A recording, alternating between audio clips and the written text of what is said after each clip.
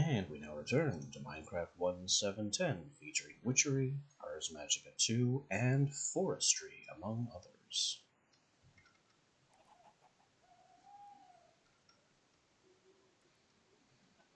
Seems a gross oversight to go without mentioning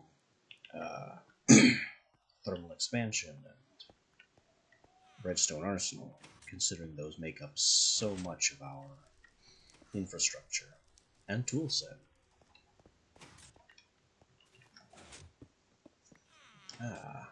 Our cultivated bees have finished processing.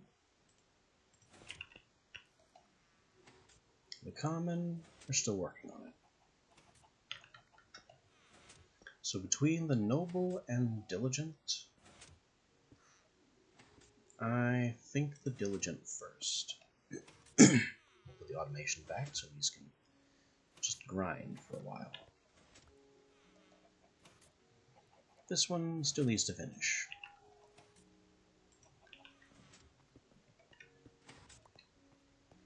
And our cultivateds here need to go into storage for the time being. Though not up there. Probably somewhere way back on this back page.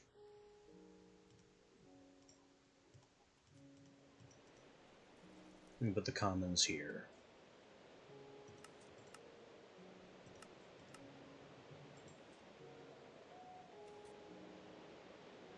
Oh yeah, and I have all these cultivated drones. Well, we'll keep to those. We'll let those stay put.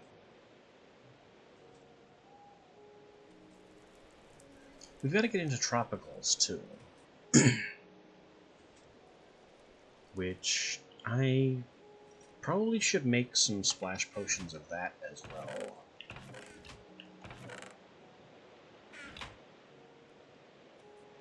Which would be a lot easier than... Excuse me. Be a lot easier than making an electric hive that emulates the jungle biome.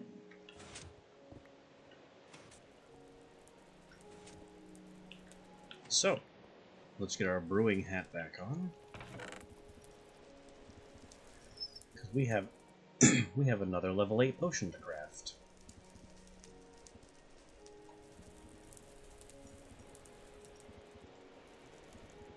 Bottles at the ready.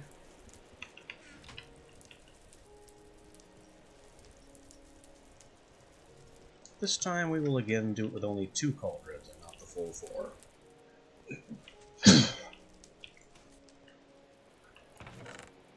And as a marker, jungle sapling. Probably the best way to indicate that this upcoming potion is a jungle biome. Because all it says is splash shifting seasons. It doesn't say what the season is. Bit of an ugly oversight there. Now, we need to get to 8 to capacity. We need to get to 8 capacity again, which is netherwort, tear, diamond vapor, diamond.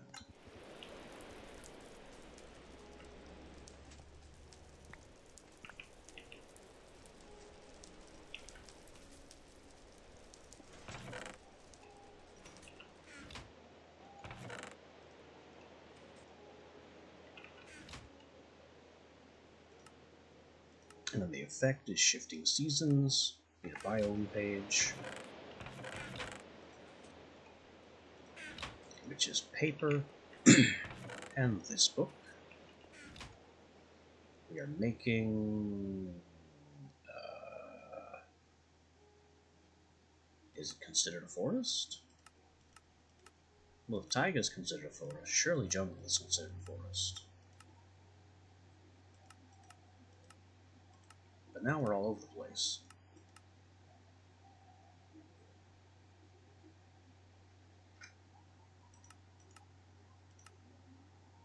I keep getting jungle hills. I just want jungle. I'm sure. There we are. Well, jungle M, jungle edge. Where's just regular jungle?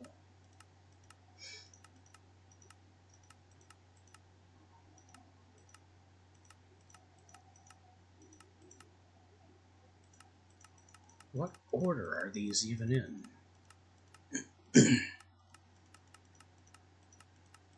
Swamps and rivers and oceans.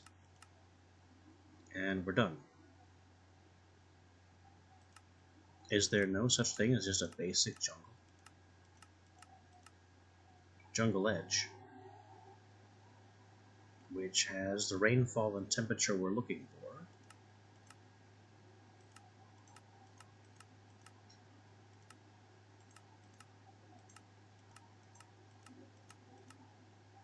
Jungle Hills. And that was it. Jungle M, which is mountain.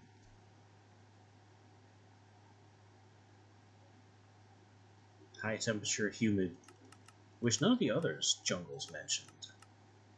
No, wait, Jungle Hills did.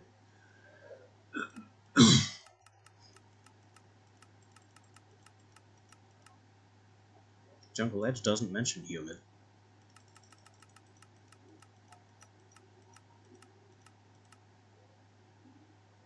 So I guess we'll do Jungle Hills. Also make sure. Jungle. See, jungle is a thing.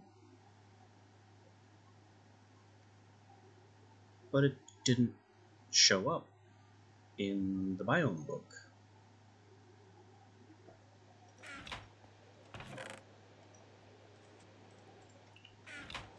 It's a valid biome, but it's just not here. Jungle Edge, Jungle M, which is mountain. They don't have unmodified jungle in here.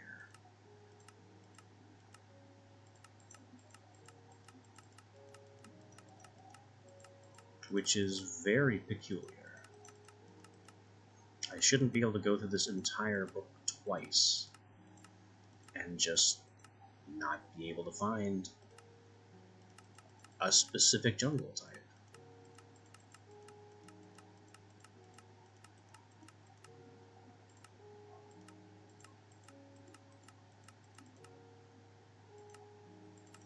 Now, where did the other one go? There, Jungle Hills.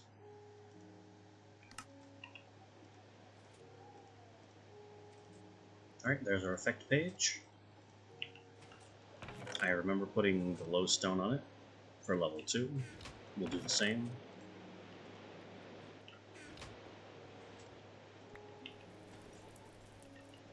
And then a water artichoke to make it splash.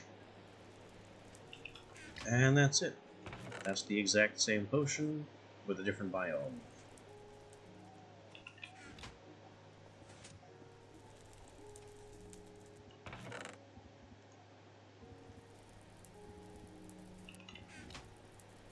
Time to make it happen.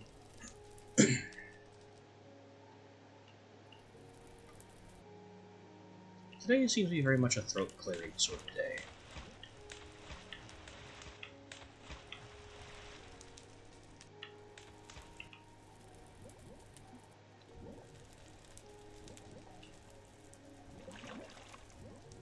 That's correct. And it's still a very expensive potion power-wise, so we can only bottle a single cauldron and we're empty.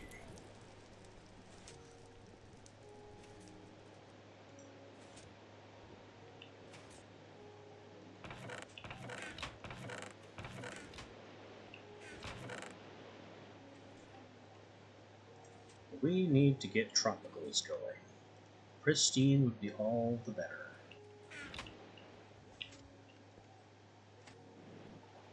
And do we have an empty hive? We do.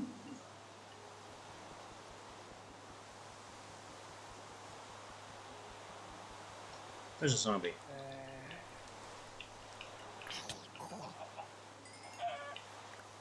Goofy chicken rider. Anyway, that was very, very incorrect.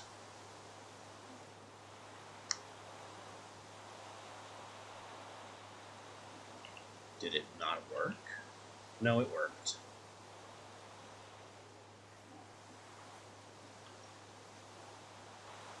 So now I have a small splash of jungle hills where I don't want it.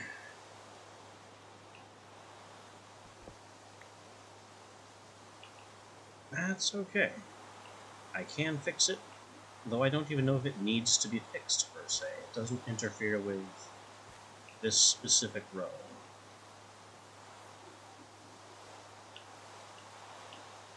You can see the tiny pocket of snow from our little winter patch there.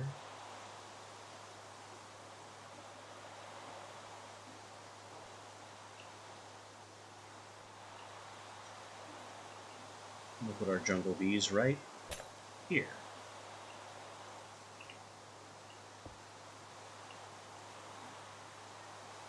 Welcome to the jungle.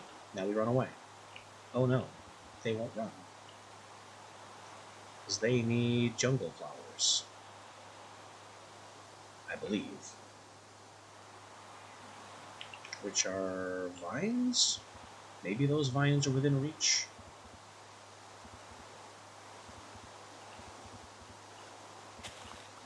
Let's just make sure that these bees can function. There you go.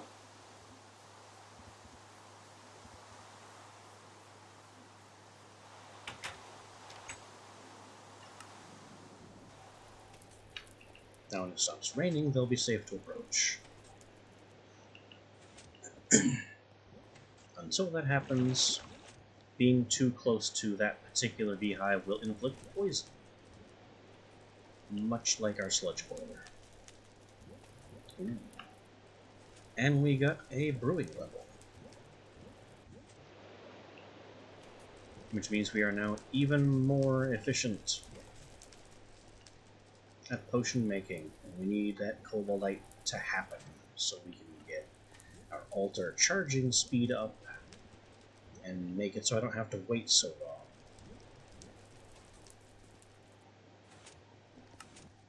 Speaking of which, how is the dust coming? 19 plus 3.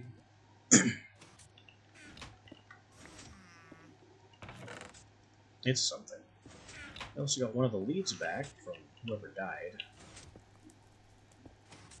That's rare. Usually the lead just gets destroyed.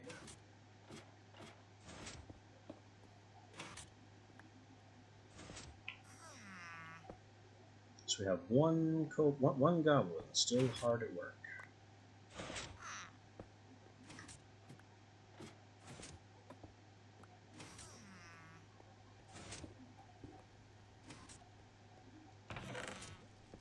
And a bunch of kobold that we need to turn into higher forms. I don't think this is going to be enough. Yeah, that's nowhere near enough to make another ingot.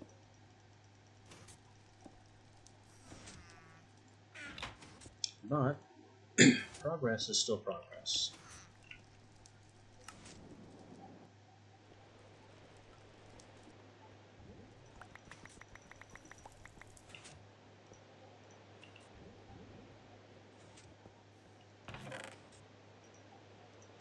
That doesn't go there. So we got our Cobaltite, some gold for payment. I'd still like to bottle the rest of this. There it goes.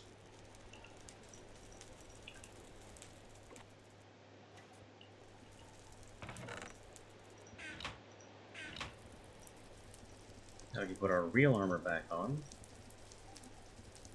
in case things in the Goblin Pen go south, as they tend to do.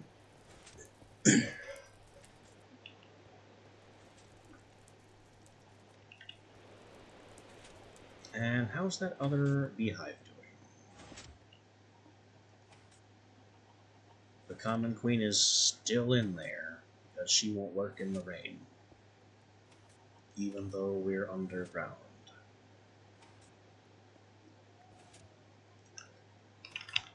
I guess I do want the seal upgrade then.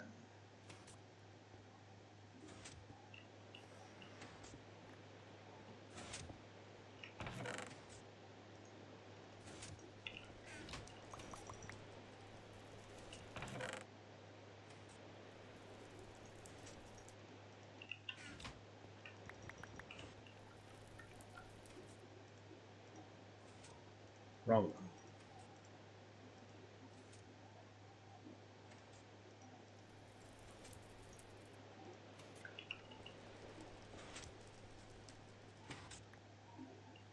Here. Get back to work.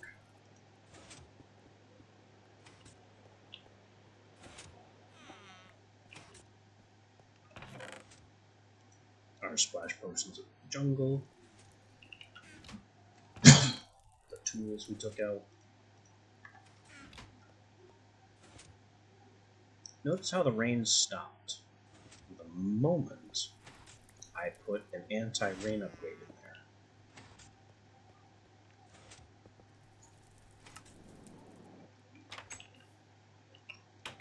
Oh well. Now the rain can't stop us again.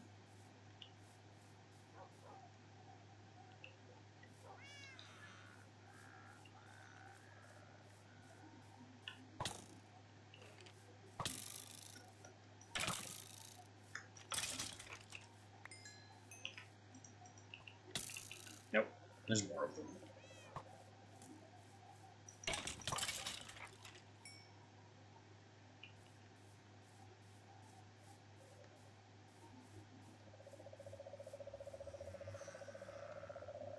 Alright, let me get my witch hand at the ready so I can teleport out of here if things go sour.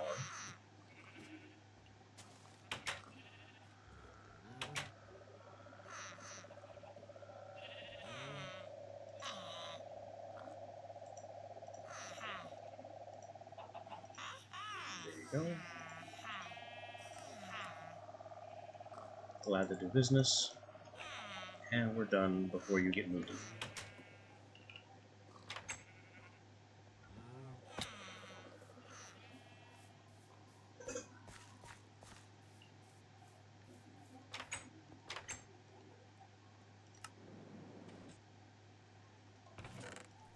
Didn't need the witch hand, but it was smart to have it in reserve.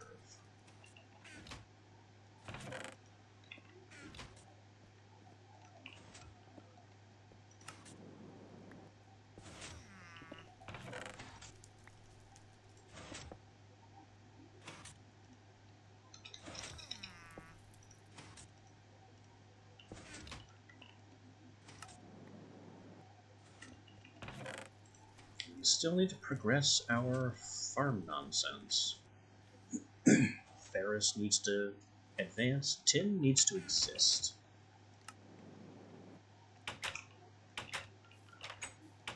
Which means we need to make progress on these daisies.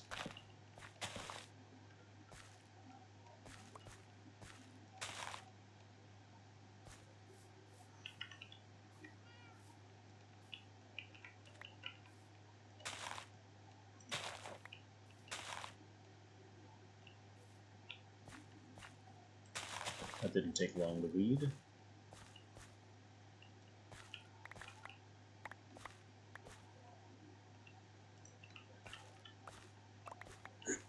Let's make sure to keep harvesting our metals, though diamonds are a bit lower priority now. Although, how close? See the green particles coming up from this hive? That's your warning that this hive is toxic. If I take another step, what is their territory anyway?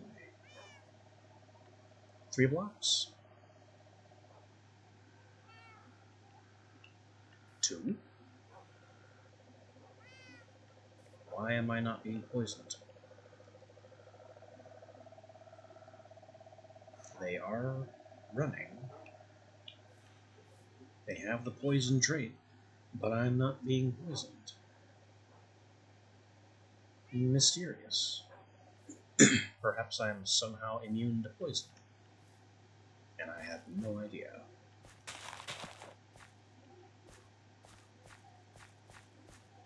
I don't remember being immune to poison. I don't think that's a trait of Battle Mage armor. But anyway, I was saying that maybe harvesting all these diamonds isn't as necessary as it once was.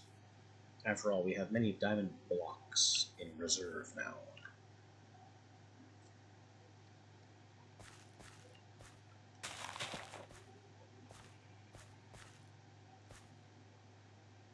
So it's a bit more important for us to keep working on the daisies so we can get to 10, and the Ferris plants, which need to improve on their own.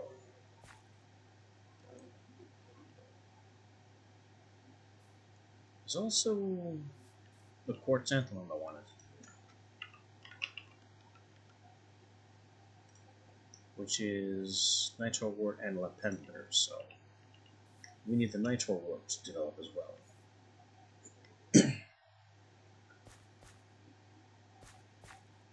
I'm sure there are some other fancy and funky seeds that still need to be discovered.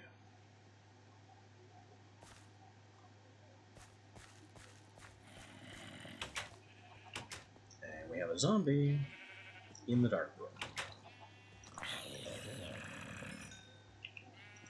Dealt with.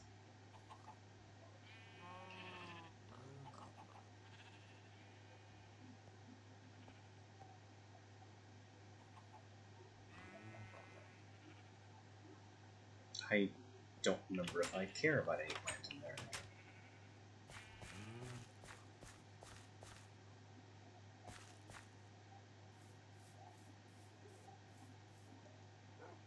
Seriously though, why is poison not happening here? Suddenly more importantly, why is poison not happening downstairs in the menagerie?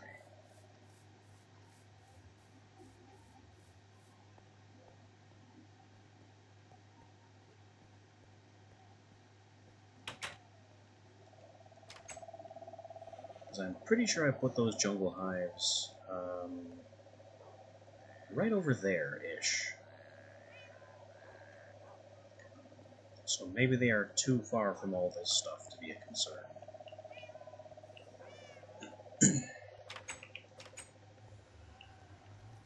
I am very glad, though, that I had the presence of mind to put those so far away from the base that we don't hear them inside. It's a shame we still have to listen to all that noise when we're above it here, but it's better than having this deafening sound constantly indoors.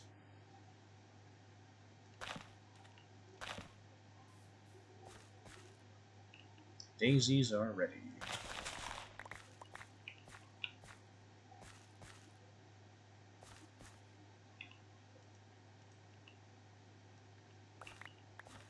We will check these out, and then come back to monitor the last Nitro Wart space.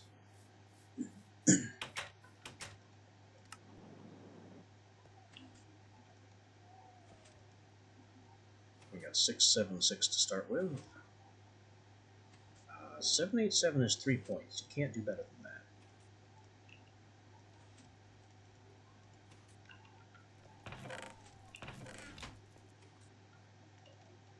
You just can't.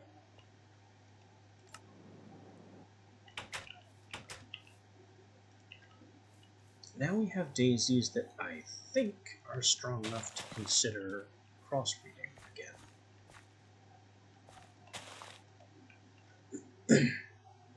I believe they have to be over a minimum of 5. Uh-oh. Stop that.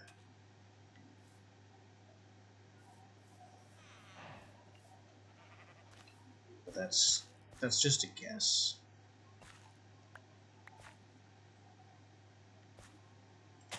And replace these 4s with our new and improved daisies.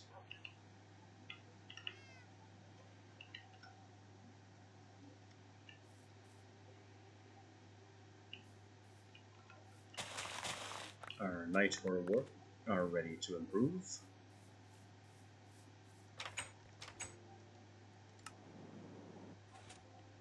And after we scan these, since we're not waiting on anything to sprout and have no weed threats, let's go have a look at that beehive, see if it's ready. That's 3 points.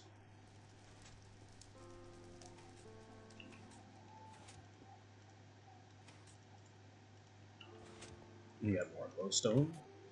And how is the hive? The common bee is finally finished.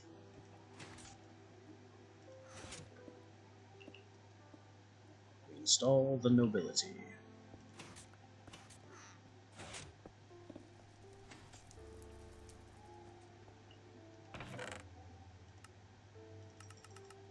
And put our common in storage.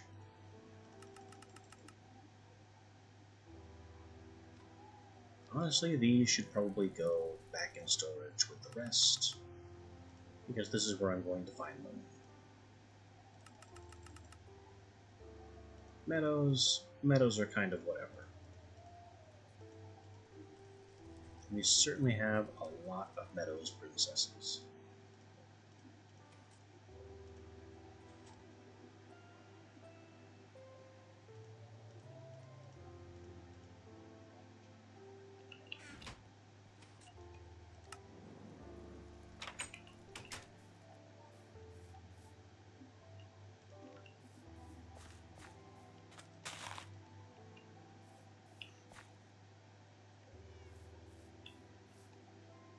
Our Modests can be switched over. The Wintries can be switched over. Wintries have that nice ×4 breeding multiplier, so you get a lot of drones from Wintry.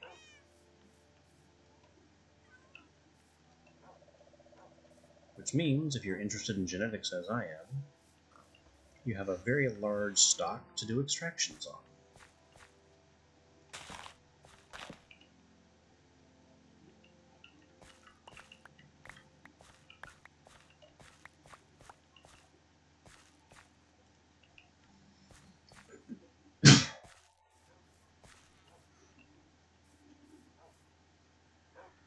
Why aren't I getting poisoned? Is it because I'm fully armored?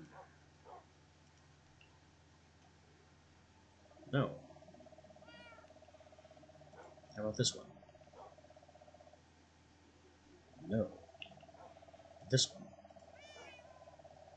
Still no. This one? I should seriously be getting poisoned. That is what tropicals do.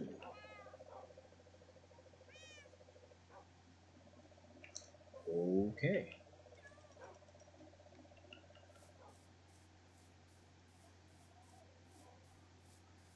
And it's not like I'm immune to poison, because I can go over here by this thing, and it poisons me just fine.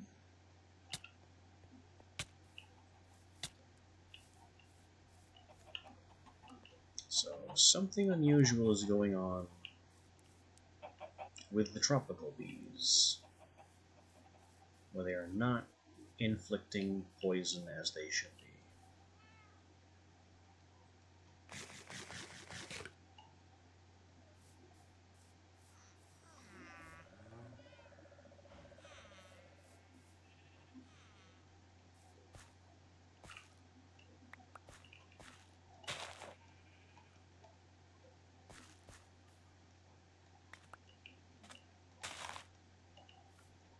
Keep our plants happy and healthy, and this might make Petinia. Might. Willing to try again.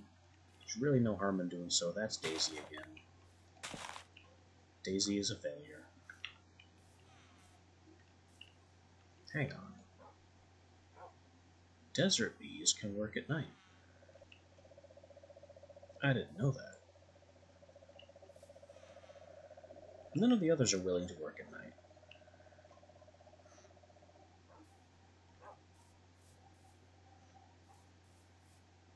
Aha! We got it.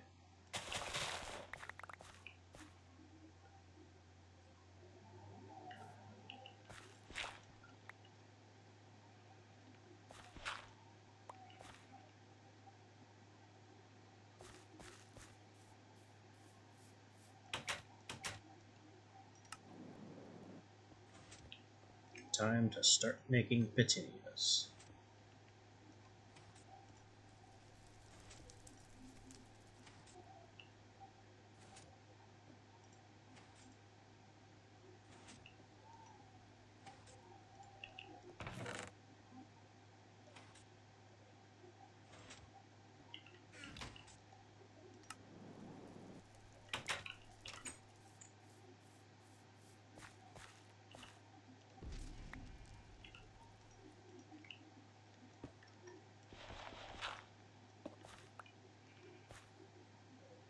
And I forgot the hoe again.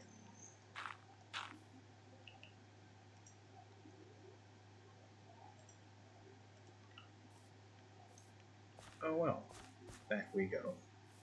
But not empty-handed.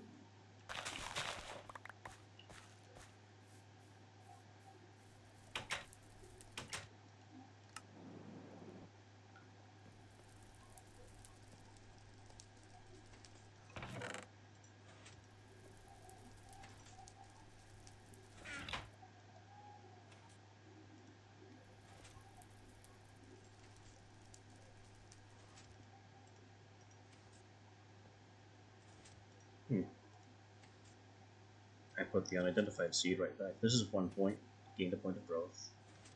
And this one is 1 point of gain. I think growth over gain so we can develop them faster.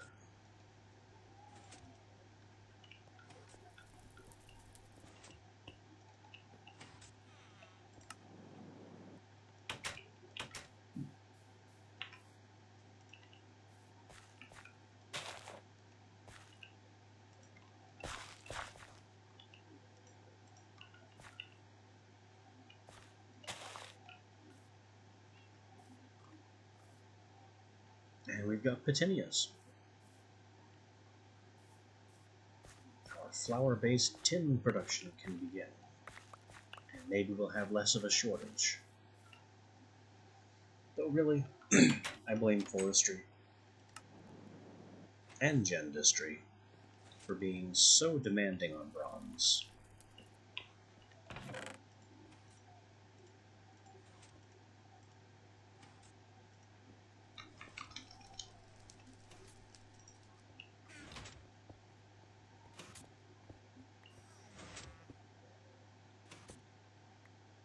So our next step is for these diligents and nobles to multiply and multiply and multiply. So we can then extract the diligent and noble species markers.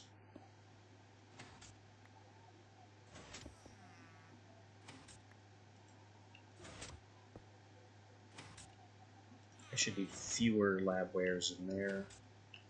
Definitely more labwares in here.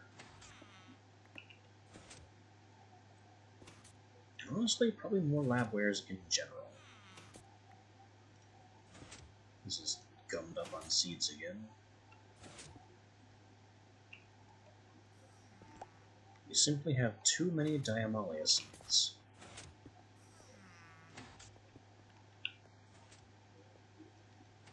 Because there's a chance for that machine to replicate them. Oh well. Diamonds are in really good shape right now.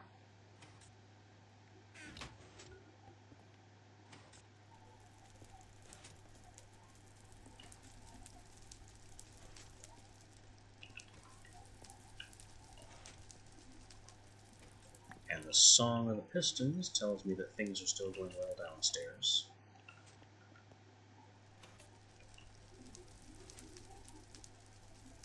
I can build up stock of these. Hint of rebirth is spruce. We don't have nearly as many spruce saplings as we could.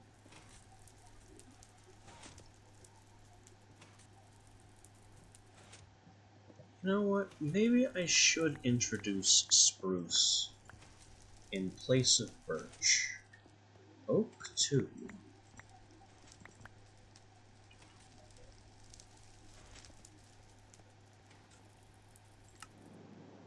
Yeah. Let's go play with the tree farm and start risking some really big trees.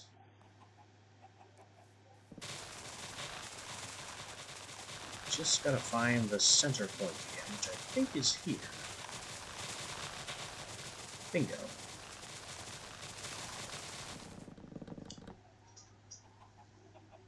We have so much birch going on.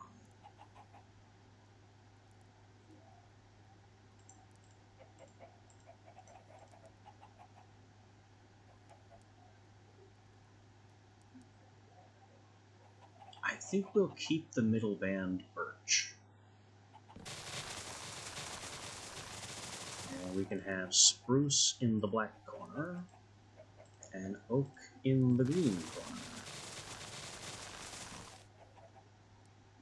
And this will, of course, involve giving it a stock of oak and spruce to work with.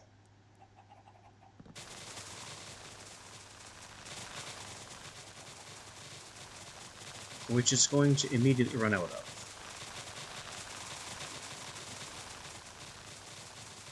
Don't know what to do about that.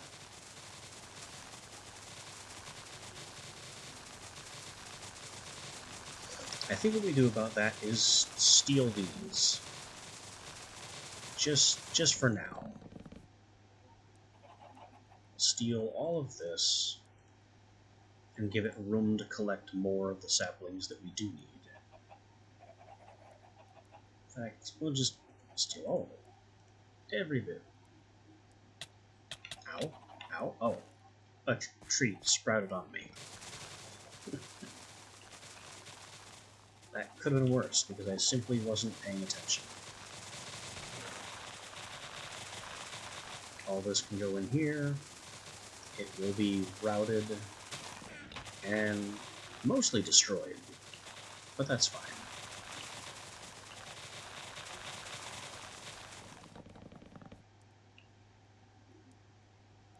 And as our birch friends in these two corners are destroyed, oak and spruce will replace them. Like so.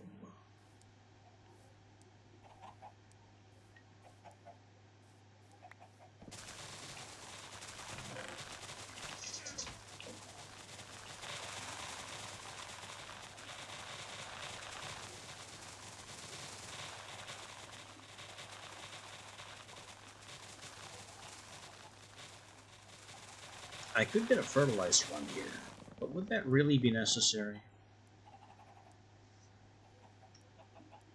I mean, what's limiting us is that I only have a single furnace here.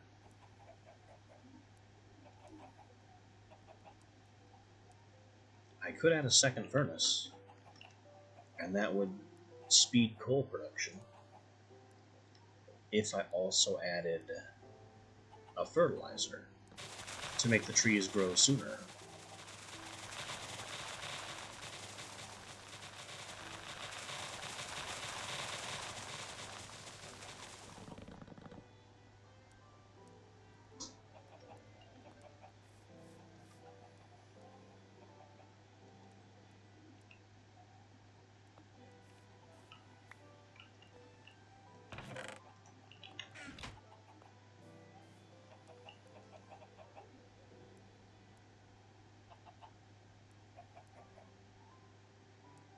Yeah, this part's getting to be a real mess.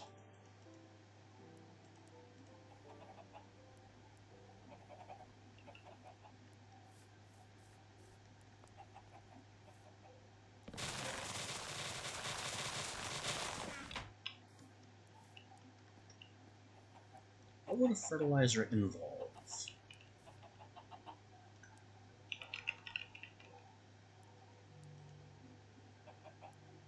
It's made from ferrous gears, that's very unusual. It's otherwise just a basic plastic machine.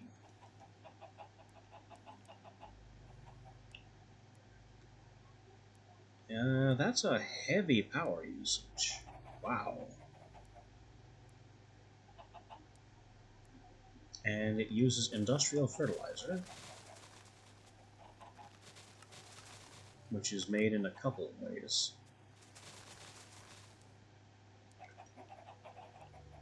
To basically act as bone meal and accelerate growth.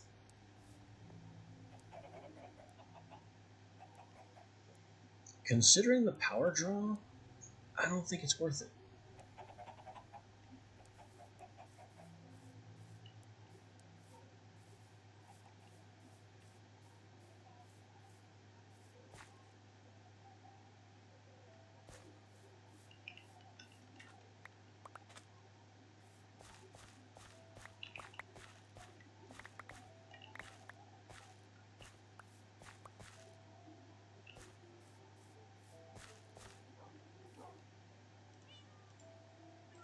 Looks like the modest bees have a shorter lifespan, as they end faster than the others. Though that could also be a product of the modest bees working through the night. Honestly, not sure on that one.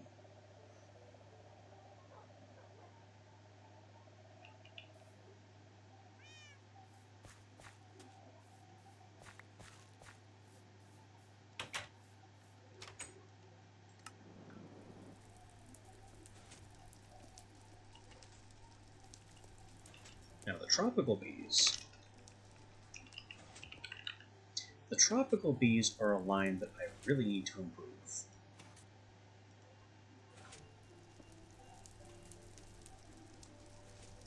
What's this? How do you get those?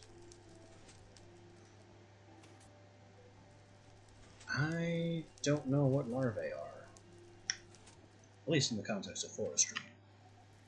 Tropical bees apparently cross with marshies to make common. That doesn't help.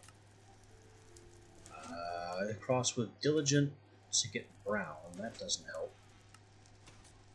There we go. Tropical and austere make exotic. I think that's what we want. Austere, unfortunately, is the end of the modest line. Modest to frugal to austere. And austere is when they start exploding.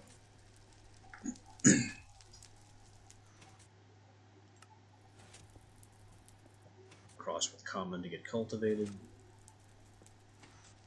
Exotic and tropical makes Edenic. Yes, this is the line. Tropical, exotic, Edenic. Apparently you can also get sinister from tropical. Who knew?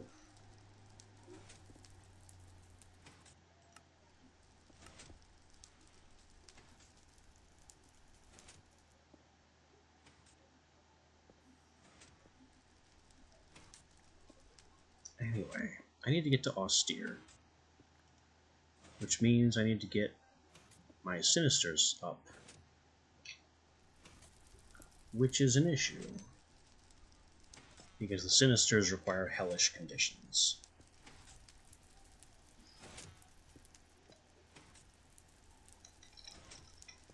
I think the only way I'm getting hellish conditions safely is with an upgraded powered apiary. Because making a bottle of shifting seasons and smashing it for a small pocket of hell on Earth, well, we discussed that yesterday. I don't need ghasts in my airspace fireballing my base.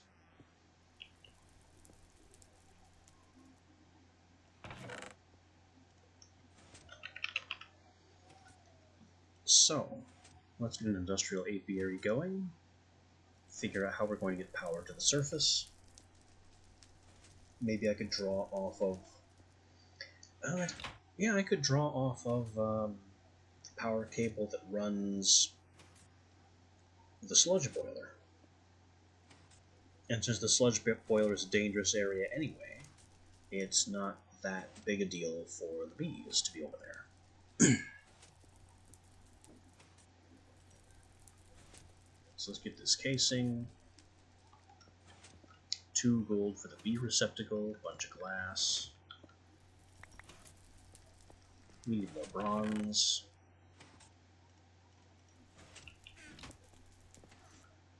Bronze gears, of course. Pistons, right? A piston. Always a piston. Why a piston?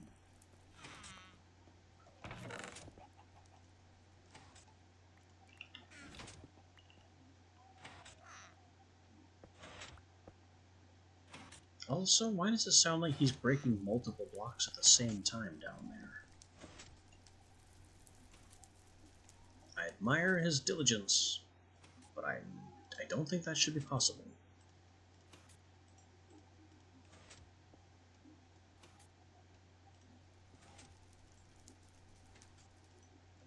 This, and then we're missing redstone and a glass pane. There There's the pain. There's the redstone.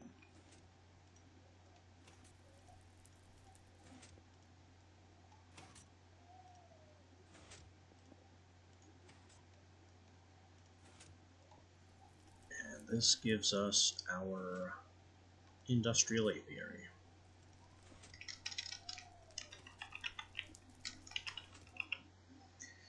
Next thing, Hell emulation. Enviroprocessor. Golden chipset.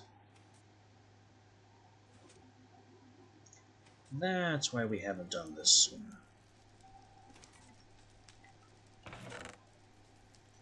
Well, let's make some guesses as to how that golden chipset is made. I'm gonna go out on a limb here and say it involves gold and redstone. I'm sure that's not an incredibly unusual guess to make.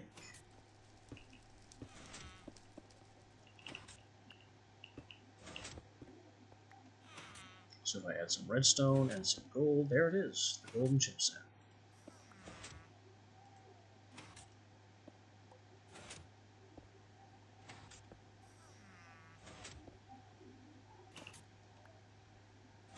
The lasers start dancing. And how many of these golden chipsets would I conceivably need? You know, while I'm in the neighborhood. It looks like it just goes into the enviroprocessor and something called a docking station, which I don't think I'll ever use. The enviroprocessor makes biome emulators. All of the biome emulators. And that's it.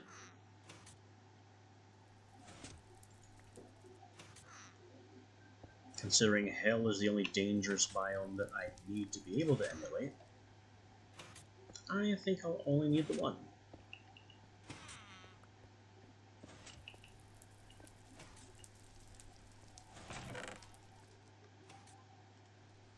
So with this and hell emulation, our next concern is power.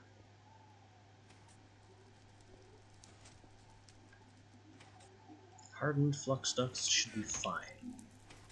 I believe that's what we're running the tree farm on.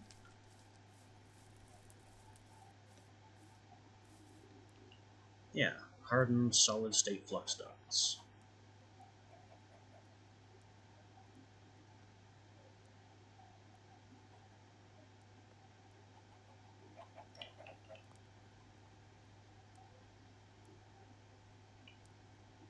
I can just extend the cable back here, hook it up,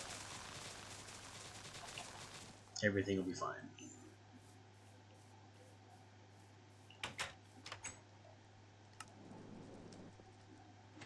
How's that chip? It's done. It only made one, and it's finished.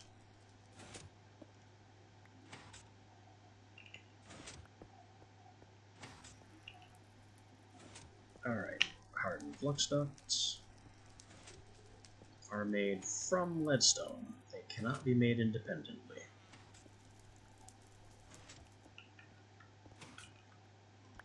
So let's get some leadstones.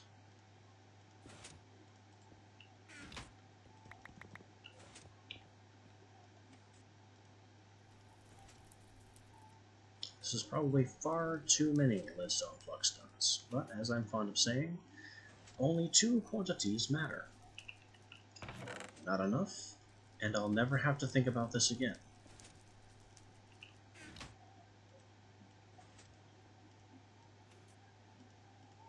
So we turn our leadstones hardened.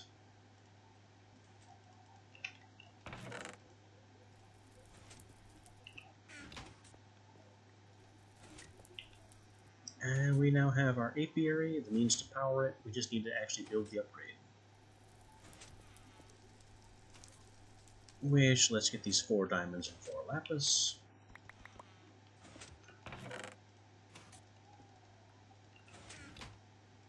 That makes our environmental processor.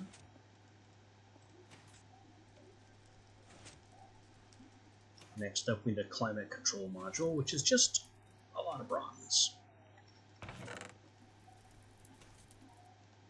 Bronze, honestly, is really becoming a problem. This is 4 gears, plus another gear.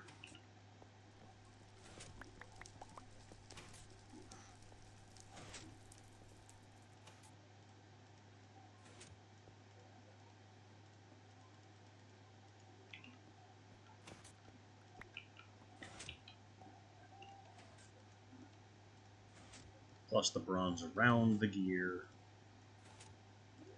But there's the climate module. And it's just the upgrade frame, 2 blaze powder, and 4 more gears.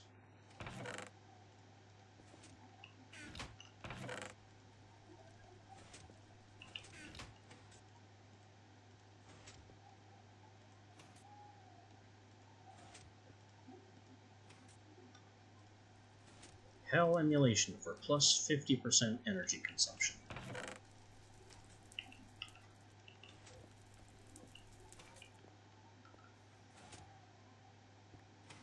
And the last thing we'll need is a nether wart and a soul sand to plant it on.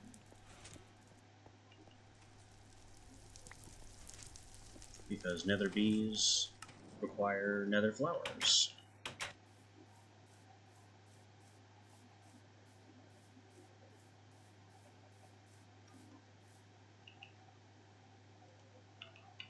So I'll just put this, right there in the poison.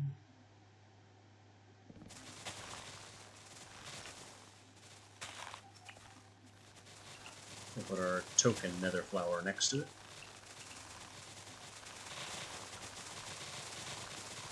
Hell emulation. That makes it temperature hellish and humidity arid on its own, so I don't need different heater and humidity upgrades.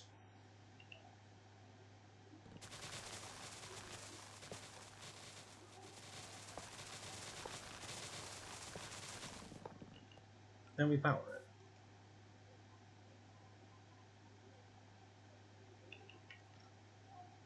And the last step will be to get the Sinister Bee in there.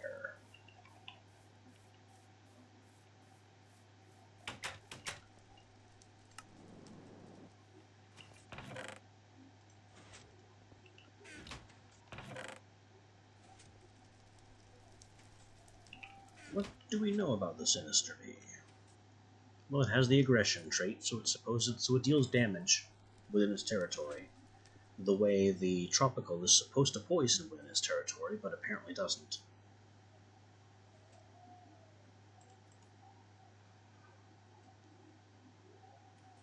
It flies day and night, but not in the rain.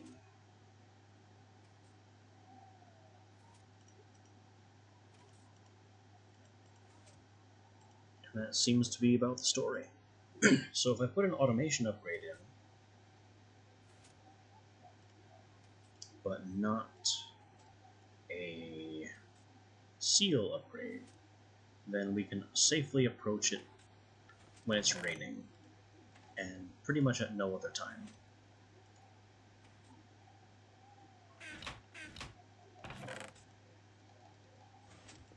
Is this smart? Well, time will tell.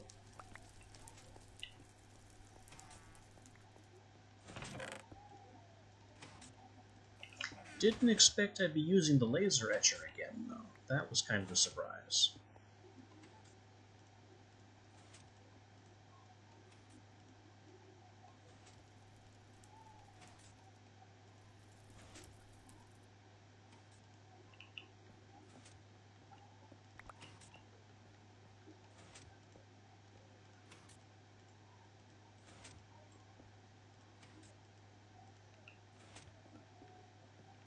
Alright, let's get this angry little bee into its new home, where it should immediately begin stabbing us.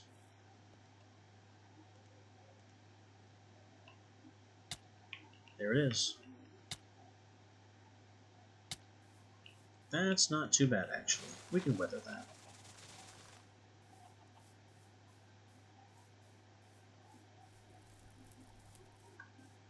How are we doing over here at the other end of the B spectrum? It's night, it's night, you are done. We need to start analyzing Modists once we get a decent stock of them.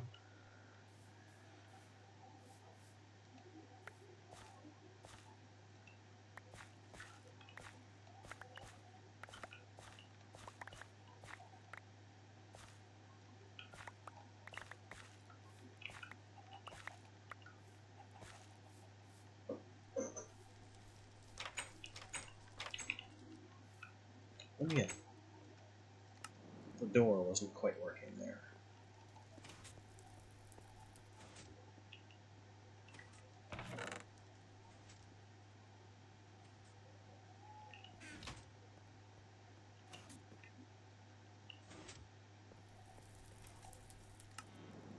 Our guy downstairs is still hard at work. He's made 9 more.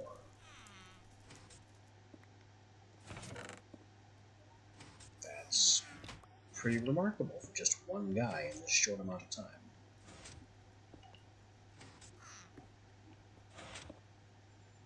I'm also surprised he hasn't killed himself yet, since they are so very prone to doing that.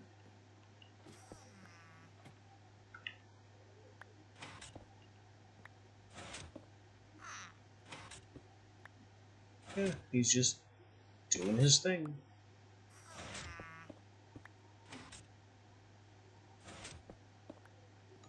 Alright, keep up the good work, little guy.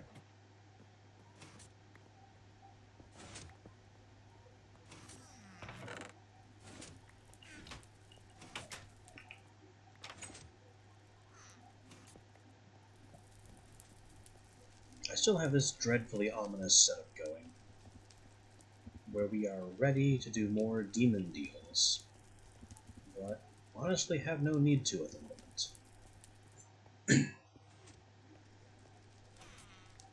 I have my witchy superpower of ender teleportation.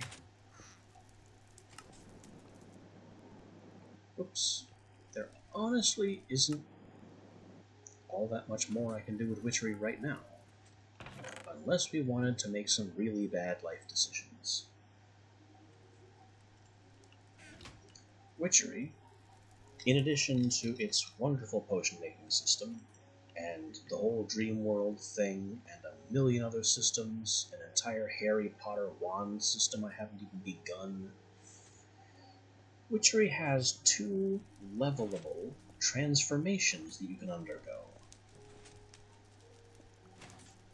which has been one of the major reasons that people keep returning to the system. I like it for the potions, but it's also hugely popular because you can become a werewolf or a vampire, or both if the mood strikes you.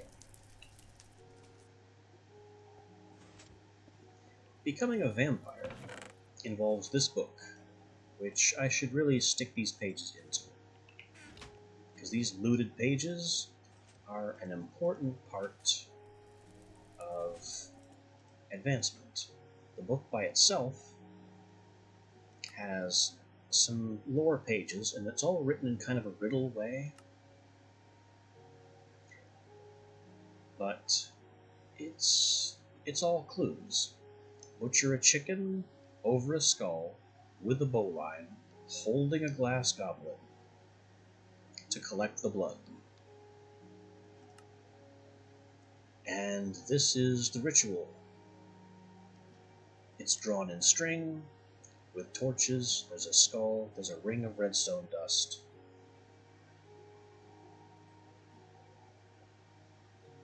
So you use a bowline to kill a chicken on the skull, and you have to have a glass goblet in your hotbar. Then you right-click that glass goblet on the skull of this ritual setup.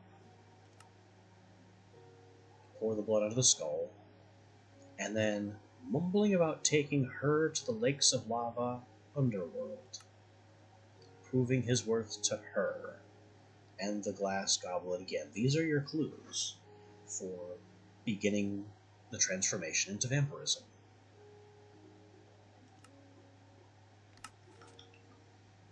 And this is Observations of an Immortal 4809. Adding the pages increments its NBT data, that :1 at the end, and I believe it goes up to :9. 5, 6, 7, 8, 9. It stops at 9. And now that I've installed all 9 bonus pages that have been looted, it goes on and on and on, telling us about how to level up as a vampire. Vampirism, don't get me wrong, is a very powerful thing, but it has its drawbacks. Namely, you lose daytime, which is a bit of an issue.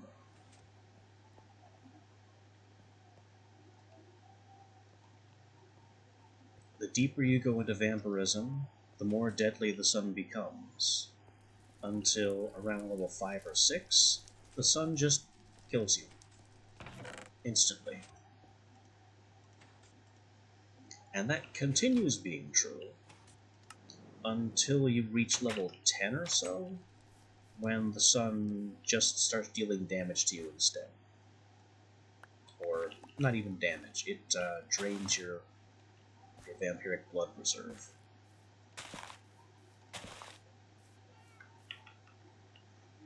So it's a neat system, and I may end up actually exploring it. Like in a previous playthrough, I did vampirism and then cured myself of vampirism. I did lycanthropy and then cured myself of lycanthropy. I was a busy little guy on a previous server once.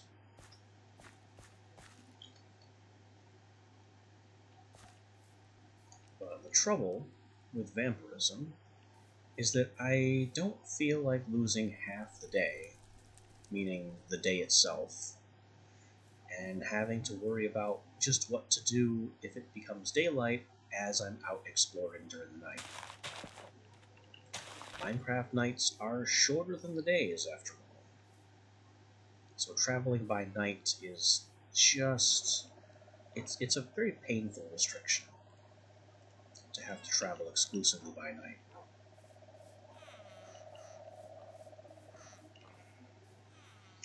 Even if you can fly eventually. Of course, I can already fly. I have a broom.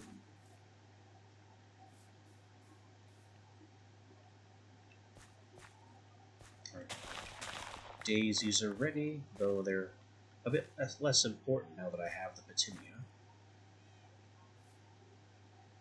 Still have to keep the Nitor wort coming, though, because I need them to make quartzanthrons. And we need to get into the Nether to silk touch some nether quartz ore.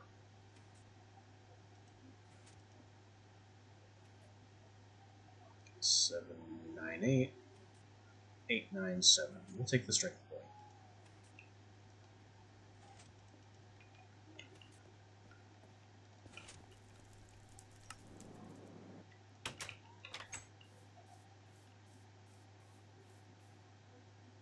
Still waiting on Nitor wort to sprout.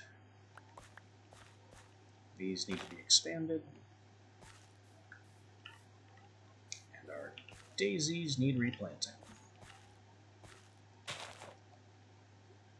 Agricraft. It certainly gives you plenty to do. Also, I've just been paying zero attention to these hives.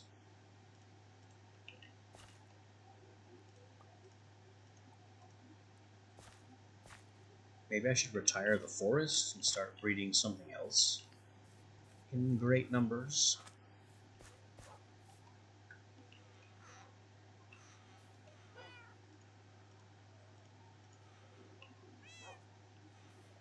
would also be nice to get the ×4 breeding out of the wintry, put them in the tropical, or better yet, put them in my standard template. Because that's what that is. My bee genetics template downstairs. That is my standard upgrade template.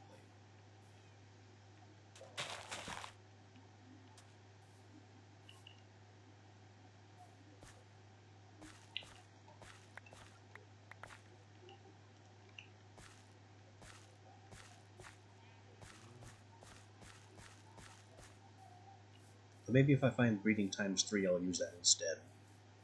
Because while ×4 is really nice, you don't want it all the time.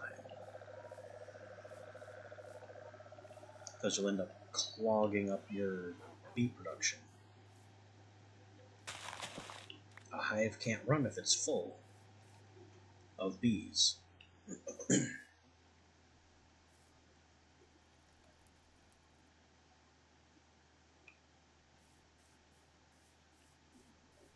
Stop being weeds. I would like to stop. Hey. It just immediately turned into a weed again. I hate that.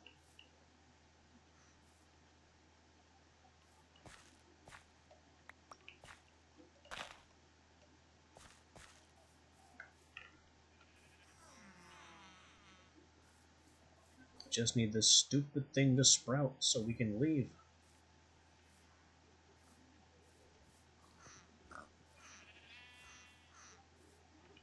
Also, might want to remove this block. I mean, I have all the animals in there that I need to have. So it's not likely I'll be bringing back any more anytime soon.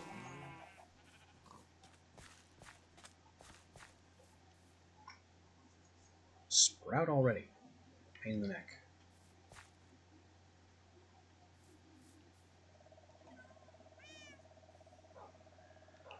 Seriously though, why is this thing not poisoning? So very strange. Let's see how the hell bees are doing. Prepare to take a little bit of damage. They are okay. They've made some combs. But they haven't made a whole lot of drones yet. Have they even completed a single life cycle?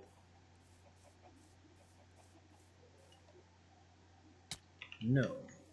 If they had, that bee's information would be unknowns.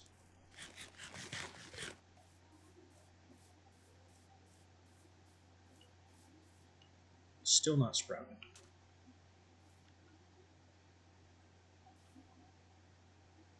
I'm about to take this one down and just deal with that.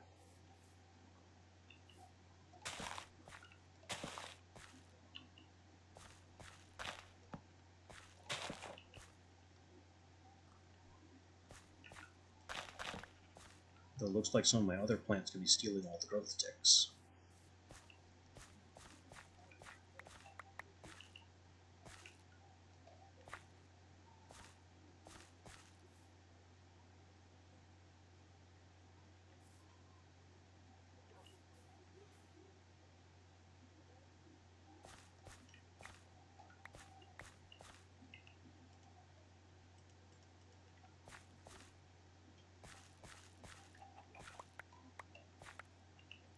I'll grab some free redstone, why not? Free lapis, a little less exciting about.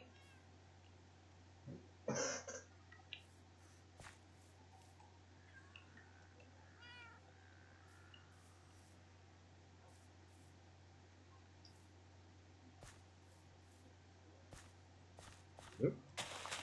Can't have that. That was weeds.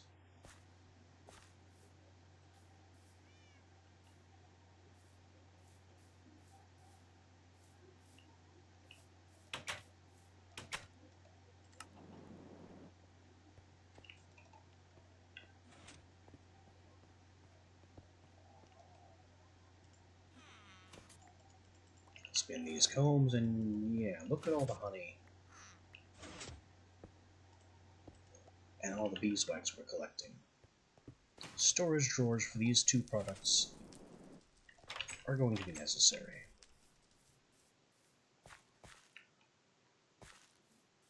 Still waiting on it. Come on, hurry up. Stupid plant. Everything else has sprouted. We're just waiting on you.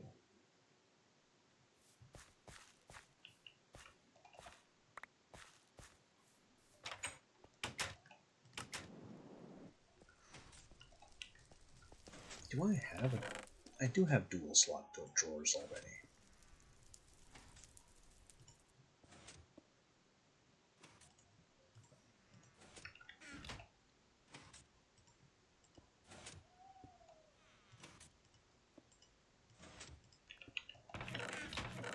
And let me just prepare in advance.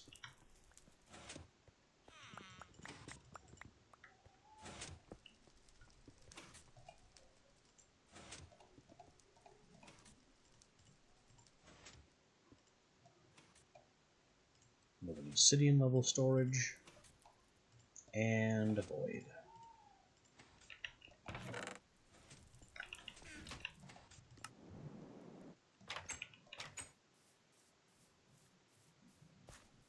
Still not sprouted.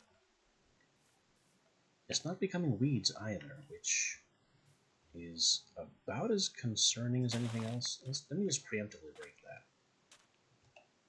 I only got one stick back, so it may have been an invisible weed. That's happened once before.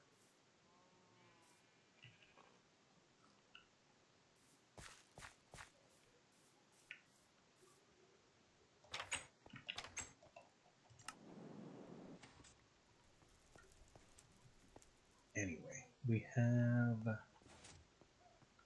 right to the left here. It placed strange.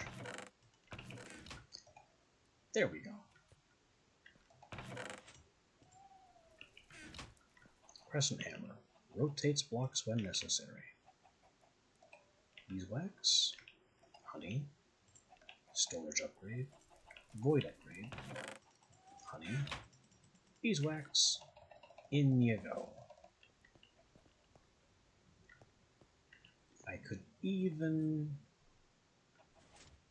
Would it be worth bringing some trim over? Would it even work?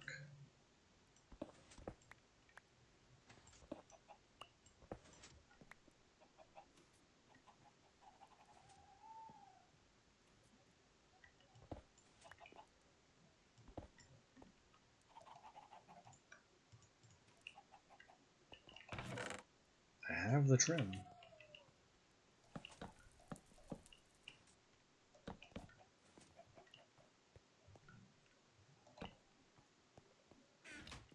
Might work, might not. Connecting drawers with trim has, in the past, shown to have something of a range limit.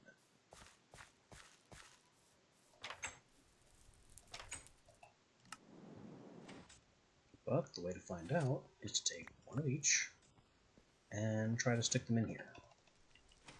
And they're gone.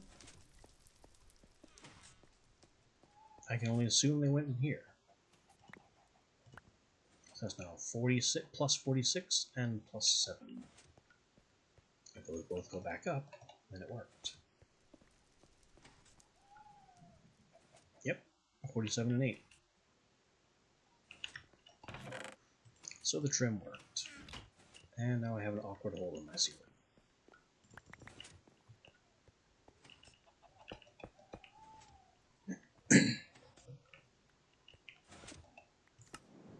These weird wooden stripes being painted through my walls like piping. Oh good, that finally sprouted.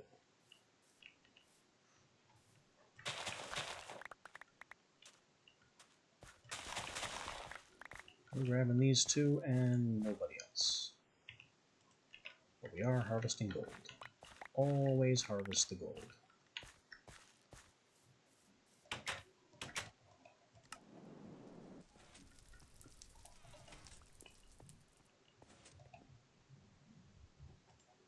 Nitro Wart might not have improved. Petinia must have. Yep, 9, 9, 10. We got 2 points. And then from 4, 5, 5.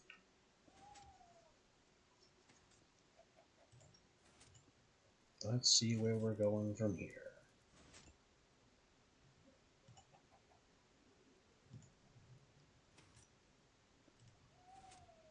4, 5, 6.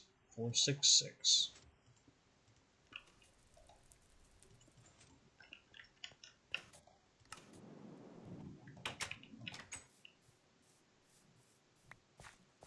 Oh. Apparently I harvested some iron nuggets and forgot to pick them up.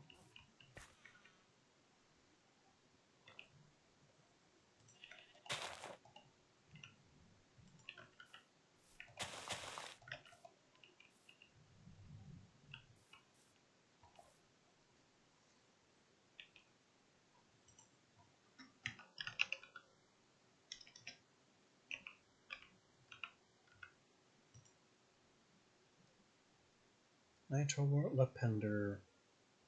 So I still need to go get the nether quartz. Let's do that now.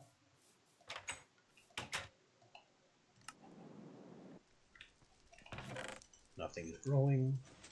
Nothing is at risk of weeding.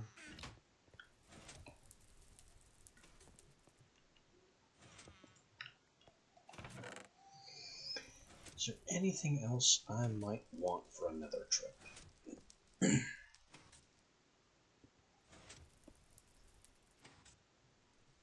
Could always harvest more lava. I don't see a whole lot else of major value.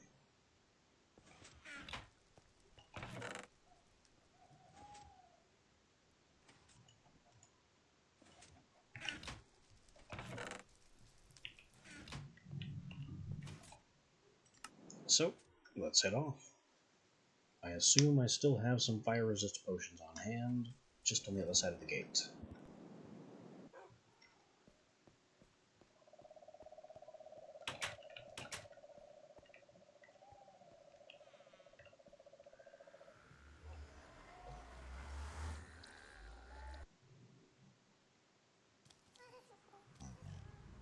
Hi.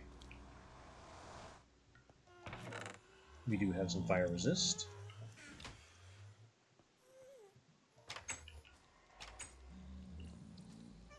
But all I really want is a couple of these.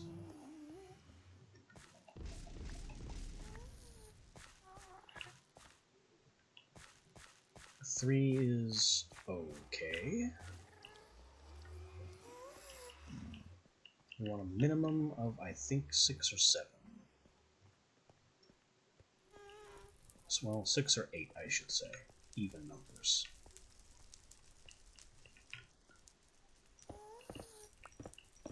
And having some more of this stuff would also be nice. We'll just collect it by the entire block.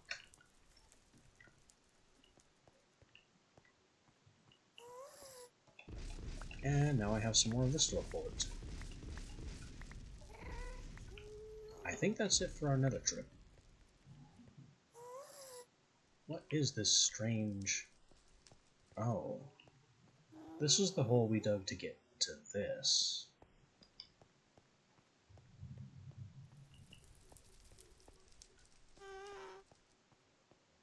I don't think we need anything in here right now. Particularly not since I don't see any wither skeletons. Wouldn't mind one of their heads, but that does not look like it is currently in the cards.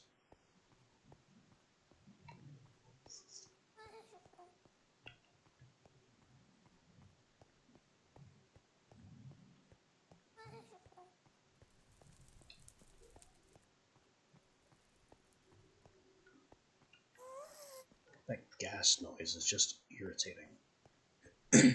Don't know where the ghast is, but it's out there, somewhere, being a pain.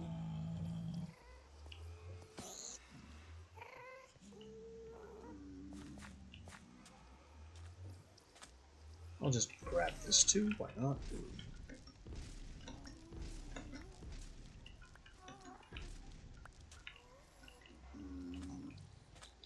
I was about ready to jump off the cliff there. Not sure what I would have done in that case. Besides, hit the ground at high speed, of course.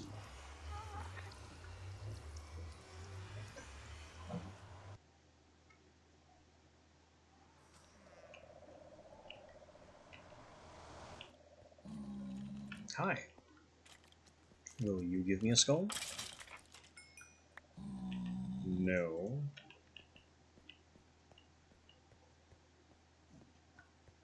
What does it take to get a skull from one of these guys?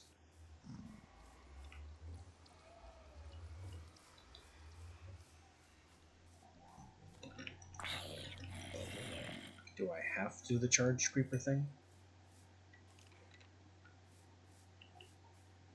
Hello.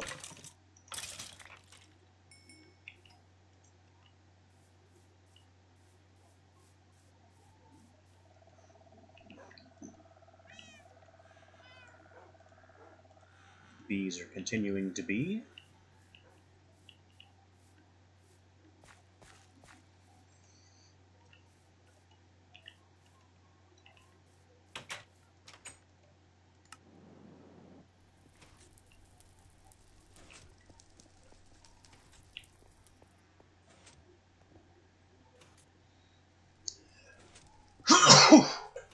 Excuse me.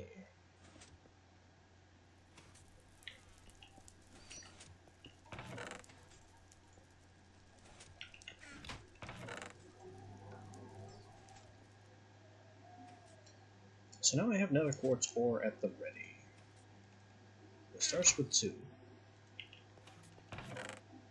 Eventually becomes a total of 4. All these are probably not necessary. We'll just hang on to them for now.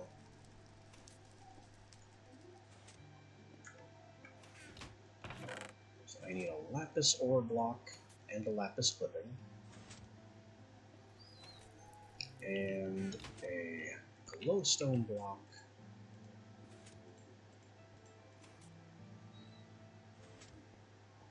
And a glowstone clipping, which I get upstairs. And the hoe, of course.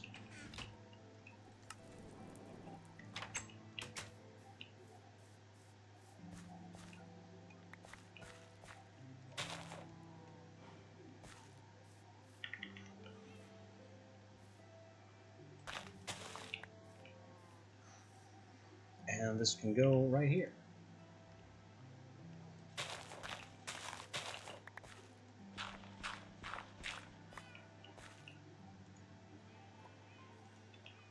We have lapis, we have glowstone, and we are making quartz.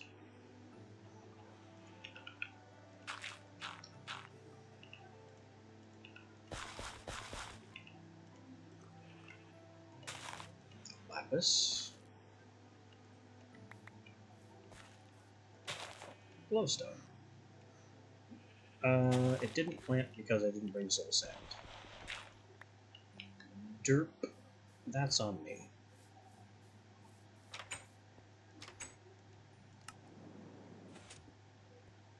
Speaking of being on me, the quartz anthemum requires glowstone as well, or soul sand as well.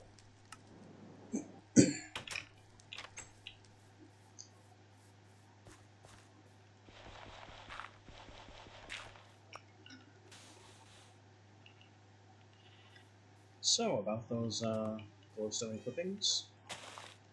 There we go. And when these fully grow, we can cross them.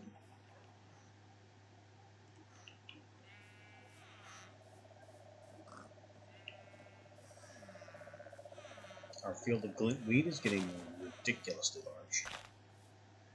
large. Pretty okay with that. Things are progressing decently on the glintweed front. Wouldn't mind some more ember moss, but that stuff's a bit more dangerous to have in large large quantities. I am not going to crop stick you. You gave me enough trouble last time.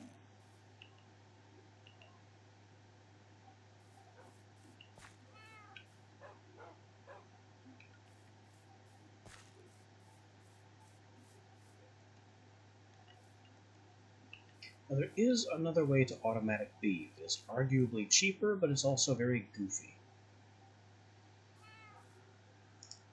As I've done downstairs in the labor camp, the Hobgoblin Gulag, I have Buildcraft pipes. You can use Buildcraft pipes to automatically extract and then just loop them right back in. So I can have a wooden pipe here because wood pipes are the item extraction pipe. 2 stone pipes just leading straight back into the hive. And a single slow redstone engine. So as soon as these bees are done and end up here, then everything is looped around and pumped in. This requires some considerations for the comb and other products, so a filter pipe, which can be expensive. But it allows for automatic and honestly a lot cheaper than an electric hive automation of an apiary. Oh, there's the poison.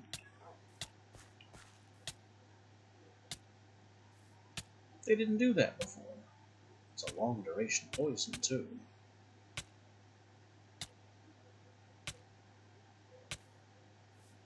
Well, I guess I'll just handle it. I have magic resistance 1, so poison damage is a bit reduced on me.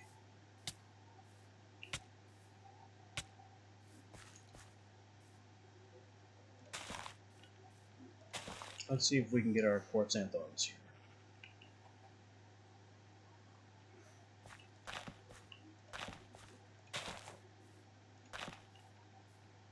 And I'm just going to go ahead and crop stick everything I said I wasn't going to crop stick. So I'm not wasting my time.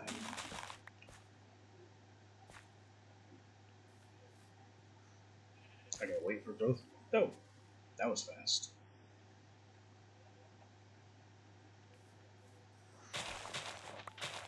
Well, alrighty then.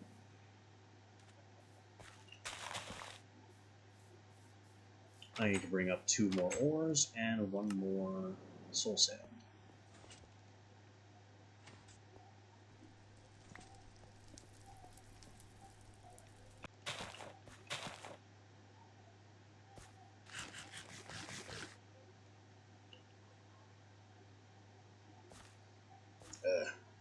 Twitch is telling me I'm unstable again. Lovely. Not sure how accurate that is. We'll give it some time and see if it clears up. Not really doing very much exciting at the moment, just basically waiting for paint to dry.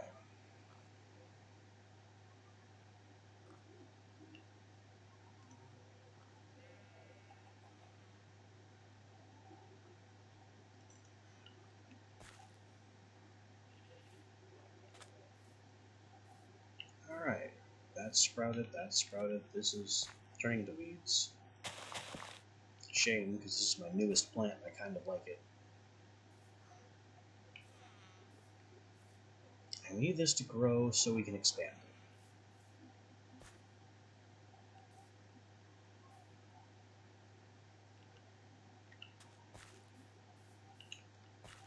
it. This should be a decent moment to sprint downstairs, though.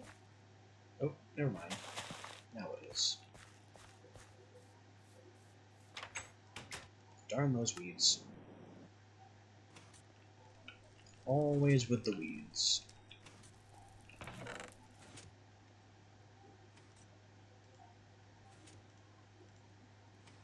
Our stick situation.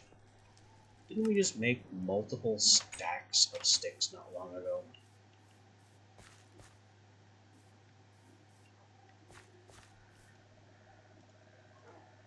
keep the tropicals going, they produce silky cones. These are very important to us. So important that I'm going to go get some of those frames.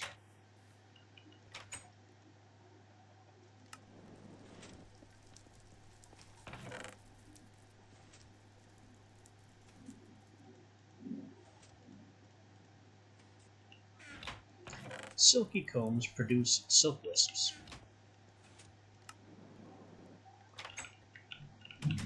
Silk wisps have two major uses.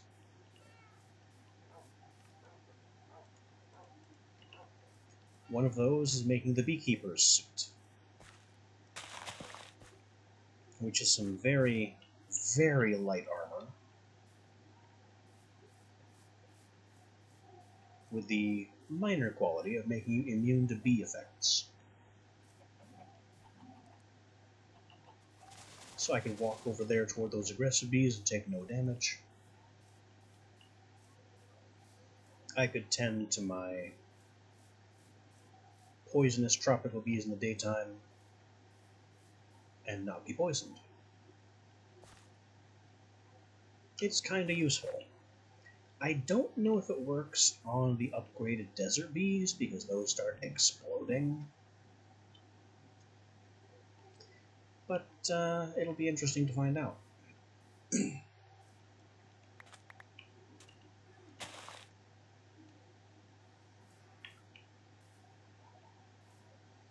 That'll be interesting to find out. The other thing that silk wisps are good for is that they go into upgrading the backpacks.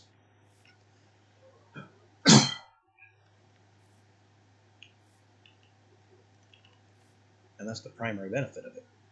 So I can take, say, the Digger's backpack with its 15 slots, and it's not showing. There we go. Or Miner's pack, 15 slots, up to 45 slots. And that requires woven silk, which is made from silk wisps, which comes from silky propolis, which comes from silky combs. And that's what the tropical bees are for.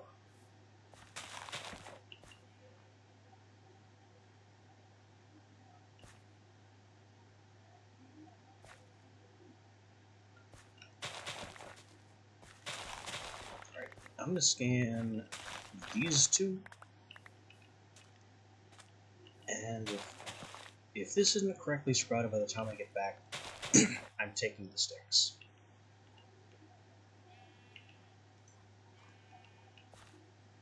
I will let this just sit here and mull on its failure.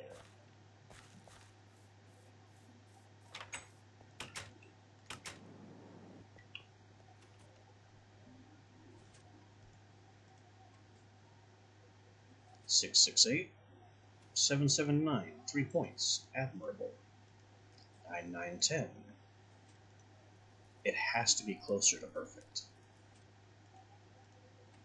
9, 10, 10. 10, 9, 10. I will take the gain over growth, since it's just quibbling over the 10th point.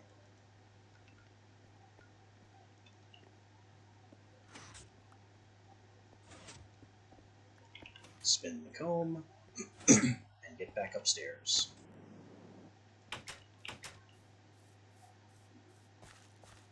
Nope, you had your chance.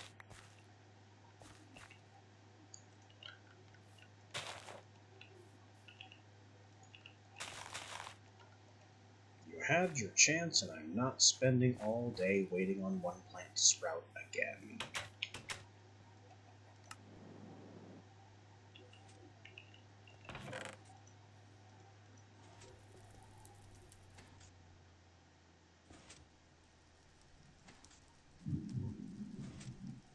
Ugh. Twitch is really giving me connection notification problems here.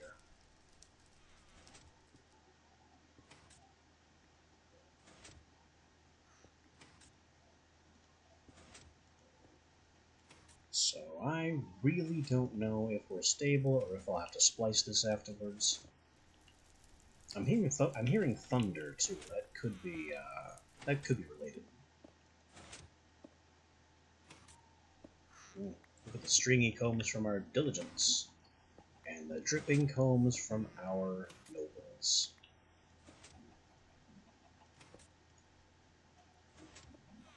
Silk Wisp.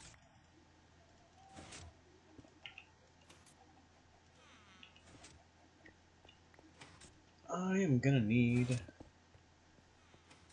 another one of these. Because there is so much more that bees can produce in vast quantities.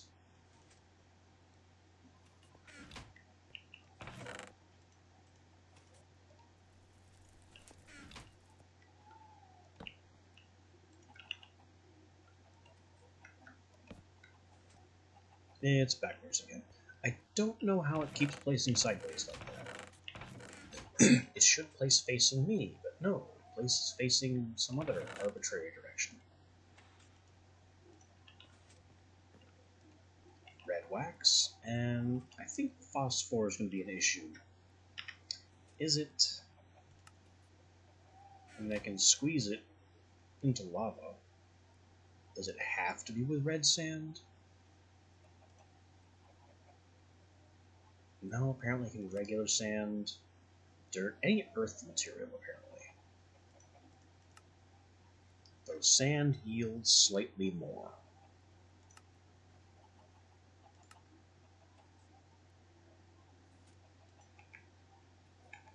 Noted.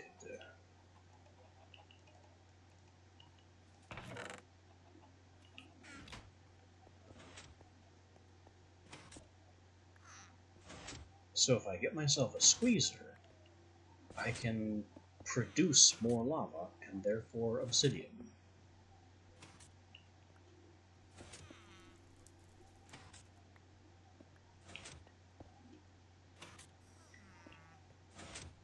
Don't I already have one? Indeed.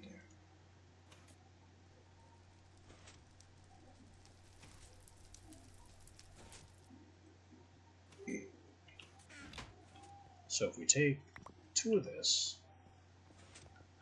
1 of this, the squeezer right here. It needs power, though.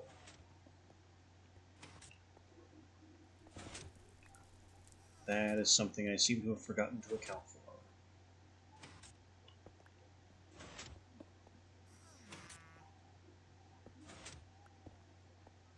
But I have the power cable down here. Well, not right there, apparently. Where is that power cable? No, it's a water cable I'm thinking of.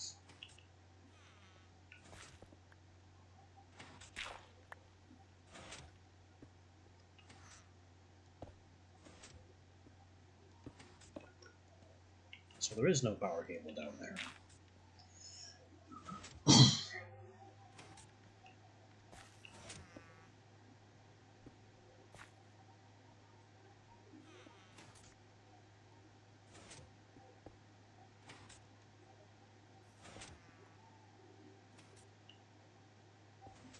I guess I need to put this somewhere else, and then get the fluids out of it.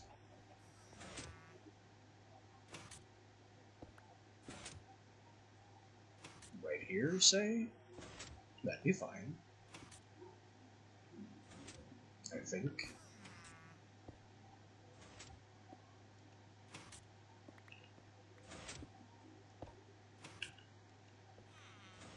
So I put that in there, and that just makes, bam, 2 buckets of lava. Remarkable.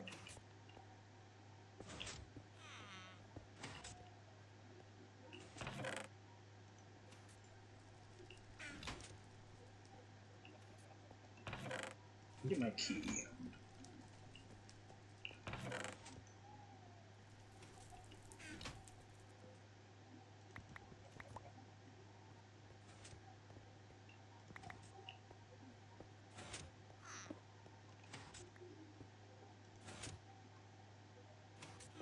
Does this do anything else? No. It just makes lava. I mean, that's pretty remarkable in and of itself. So I'm certainly not going to complain about free lava. Then the lava goes straight into the can, and from the can into that tank. And we have more obsidian on the way.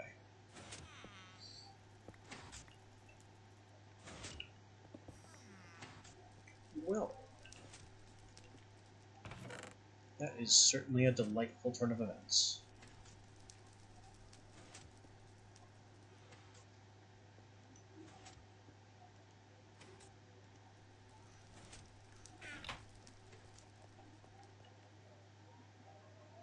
Anyway, so I mentioned becoming a vampire, and how that obviously kills your ability to walk during the day, but comes with its own powers and benefits. The other one is becoming a werewolf, which involves this. It actually heavily involves this wolf altar. It also involves a wolf trap. Wolf trap is nasty. It is a bear trap, which is just made with iron, a decent amount of iron, wolf's mane, silver deposits, and null catalyst. Null catalysts are made with a nether star. Kind of gates the whole werewolf thing behind killing the Wither at least once, which we obviously have not done.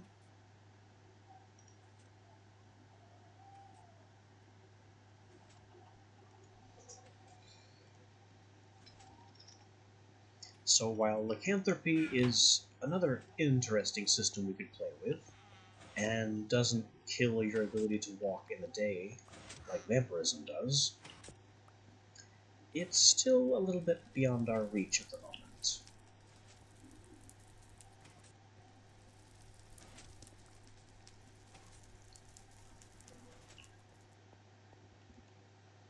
So what else can we do here? Surely there is more potion making to be done. I don't think there's too much more we can do in Dream World besides exploit it for resources.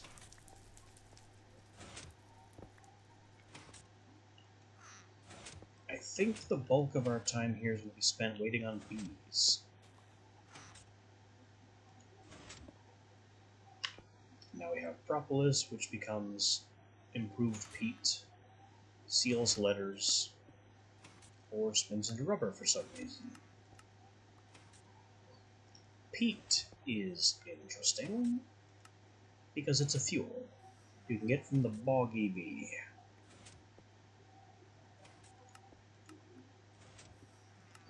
It's also produced by something called a peat bog, and it's run in the peat engine. The peat engine burns it for fuel. And there's this whole bog earth thing. I think it's definitely forestry. And I believe it has to do with the whole farm block set, which is a very powerful automatic farm system. But I'd have to look up how it works, because it involves a lot of tubes. Apparently a lot of tin tubes. So we don't have the tin for that.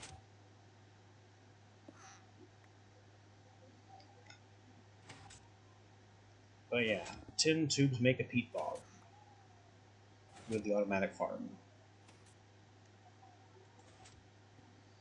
And that requires you to find... It's not just a farm block, there's like a farm management block somewhere.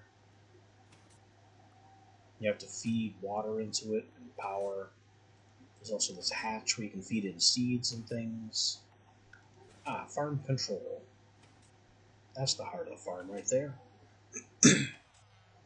That does a bunch of stuff, a bunch of automatic farming. It's a neat block. We also have the mailbox. This is what the sealed letters are for. You can place a mailbox, and then people can send letters to you by name, and they appear in the mailbox bearing your name. It's a fascinating system for multiplayer.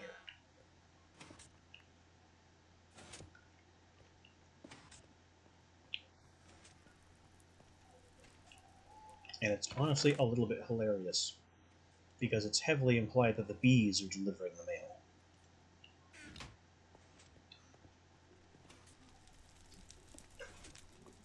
I think the mailbox may actually need an active beehive to receive mail, though I'm not sure.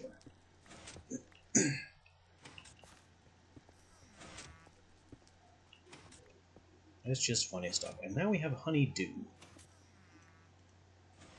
which is pretty much honey drop, but also is specifically required for a couple other things.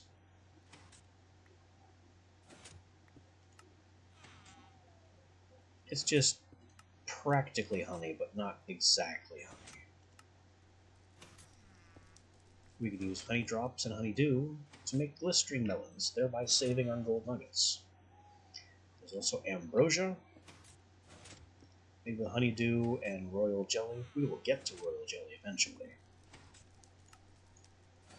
And the dissipation charge, which is also honeydew, royal jelly, and gunpowder around a tin can.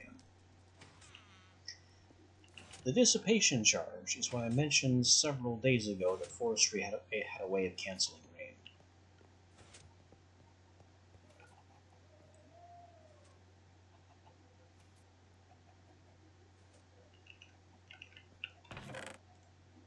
That's what does it. The dissipation charge. It's placed in a rainmaker. The rainmaker must be powered, and the rainmaker fires the dissipation charge into the sky and puts an end to any rain that's currently going on. That's it. That's all it does. That's the whole machine. I think there's also a cartridge you can fire to cause rain, which is a little bit less impressive.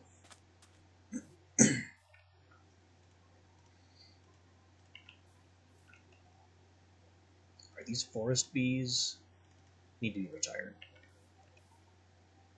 We have an absolute ton of forest bees. I don't think I'll need any more forest bees anytime soon. I thought I heard footsteps that weren't mine.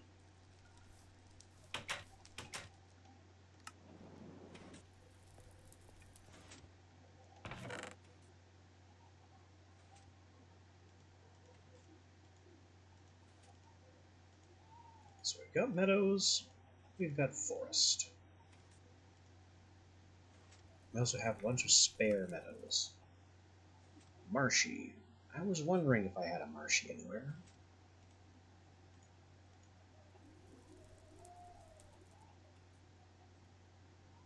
Forest, meadows, modest. Wintry, forest, wintry, meadows, modest. Yeah. So Marshy is the only basic bee type we haven't done anything with yet. Do you require special biome considerations? Flower type mushroom, that's certainly special. Maybe we can change that. Requires normal and damp. So it does require a swamp type biome.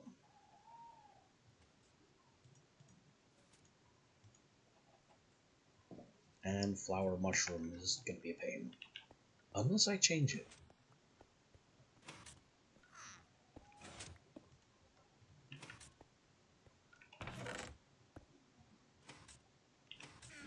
Because I have my imprint here with flowers, and shorter lifespan. I'd have to remove species common from it, though. And you can't just remove a single gene from one of these things. But I can burn it. Okay, so here's what we need to do. I need a second template.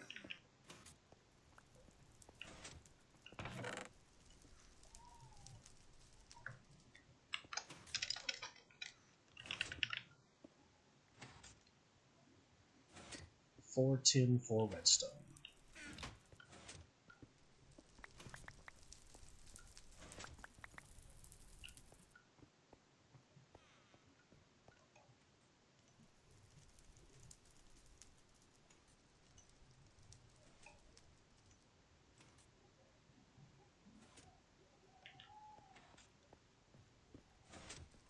This one needs to not have a species. We can give it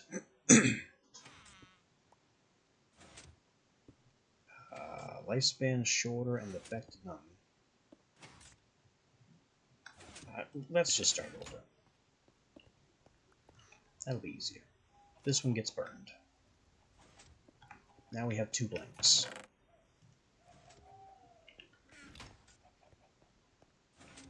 One of these will be the standardized upgrade template, and the other one will be our species template.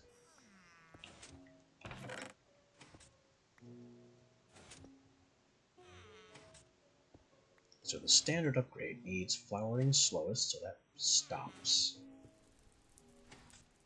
Flowers, flowers, cave true is just a good trait to have. And we need to copy lifespan shorter.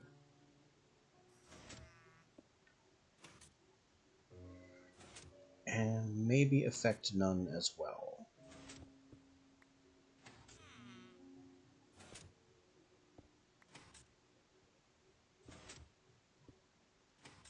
Now, there are some traits that I just want to leave alone for now.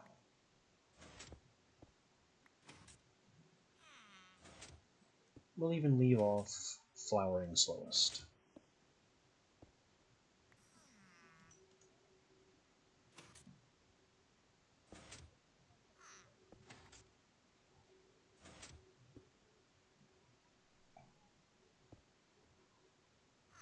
I think this will do it, actually.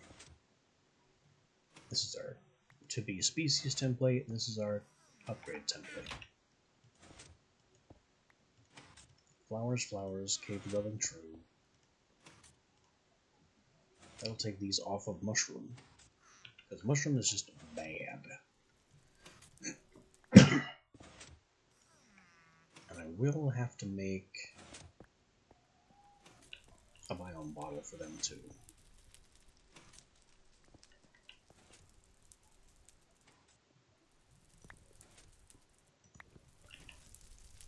Making some more tiers might be nice.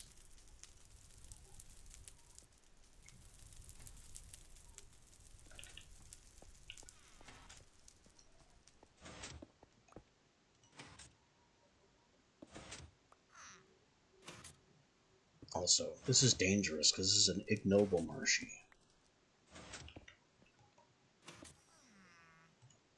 So it could die. We'll see if it does.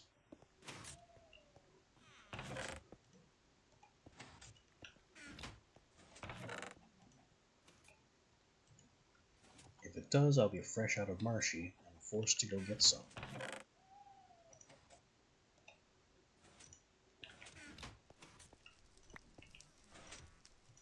Glowstone, and we need a biome page for something marsh-related. Now we have swamp right here, swampland. Perfect.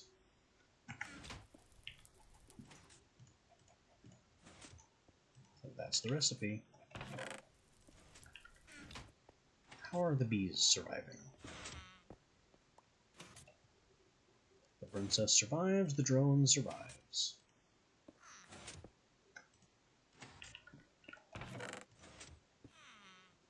upgrade template is good.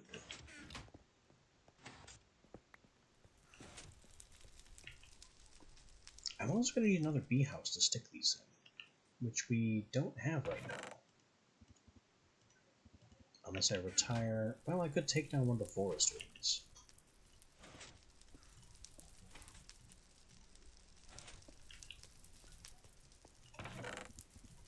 Alright, bottles at the ready. 2 cauldrons.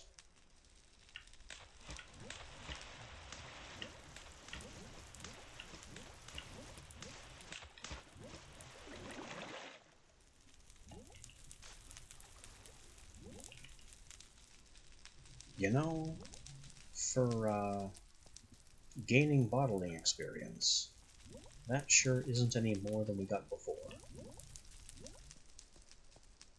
Also, what kind of block symbolizes a swamp?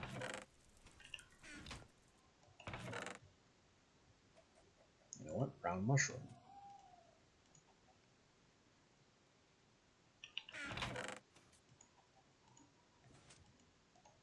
So now we have bottles of swamp.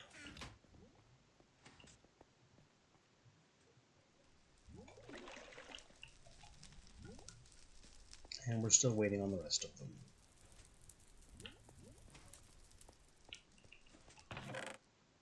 Let me get my axe.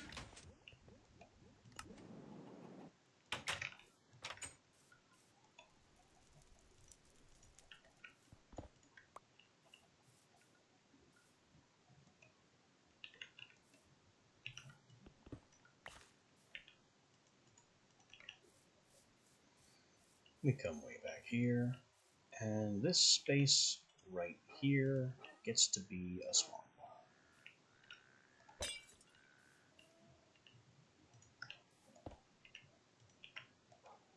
Have some marshy views.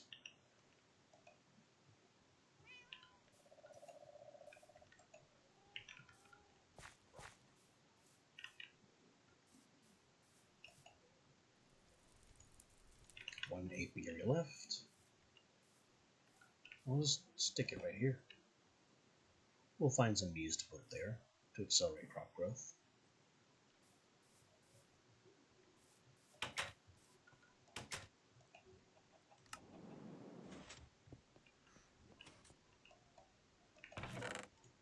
There's a specific species that's really good for that.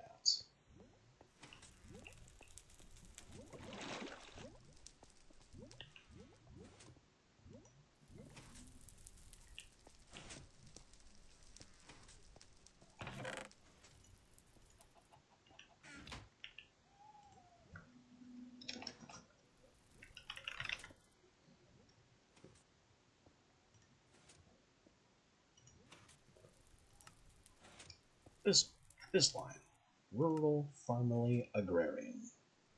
Also monastic, apparently?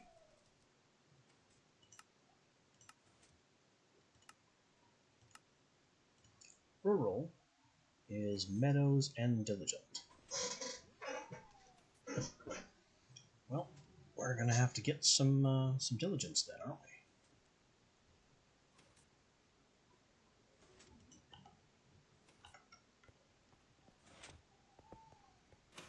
Meaning these 2 hives specifically need to hurry the heck up.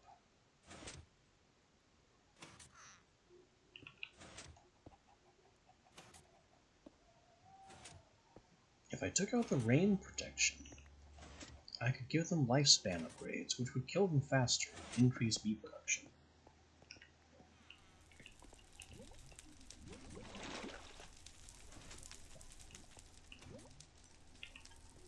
Which, let's see what that involves.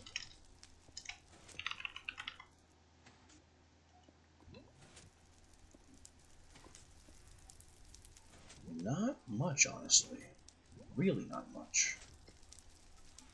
Just the tin for the upgrade frames.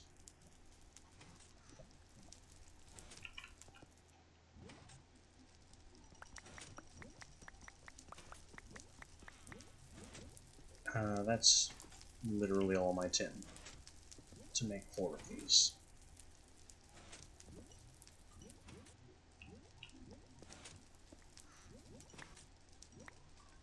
Well, that's why we made the tin plants.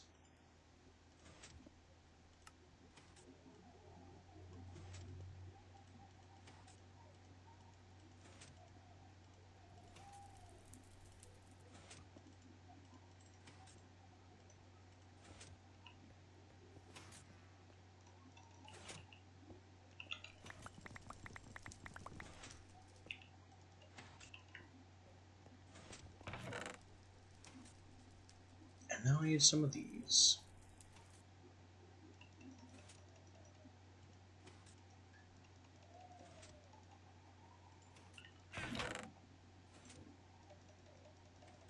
Surprisingly, I don't have a severe shortage of spider eyes, as is usually the case for me.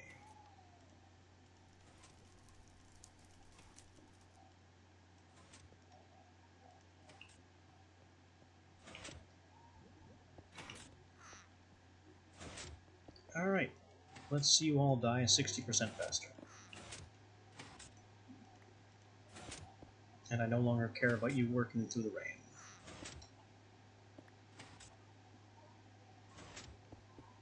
Just process, multiply, and doom.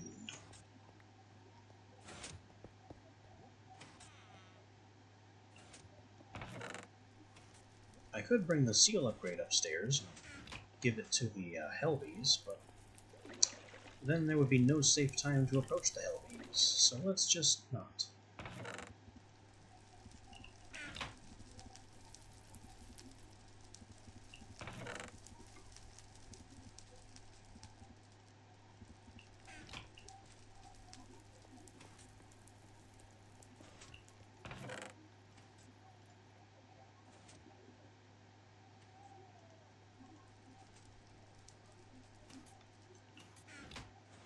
Now there are 3 more gene machines that we need. We have the diamonds to make them. I don't think we have the bronze, though. Or the copper. Or the tin.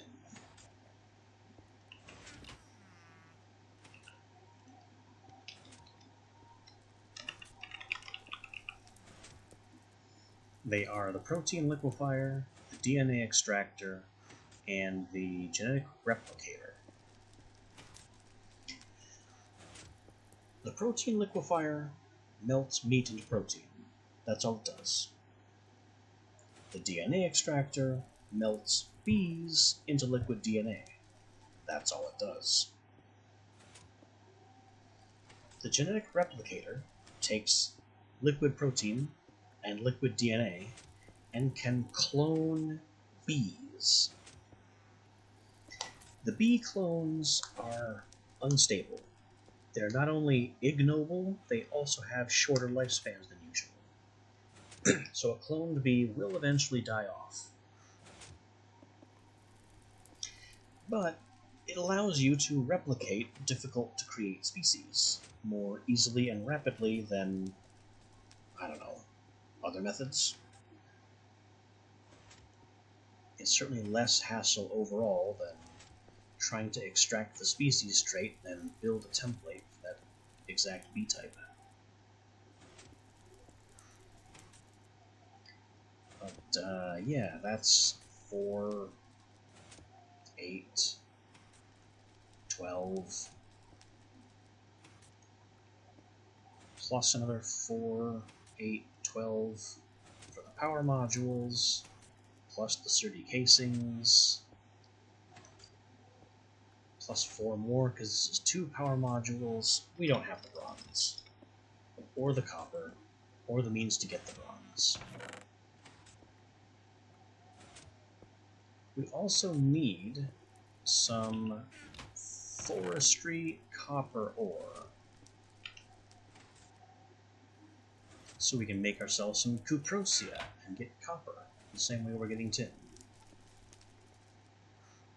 So I think at long last it's time to get back into the mines. Our bees aren't going anywhere. They're going to be diligently beeing. So let's snap over to the menagerie and get back into our mine tunnels.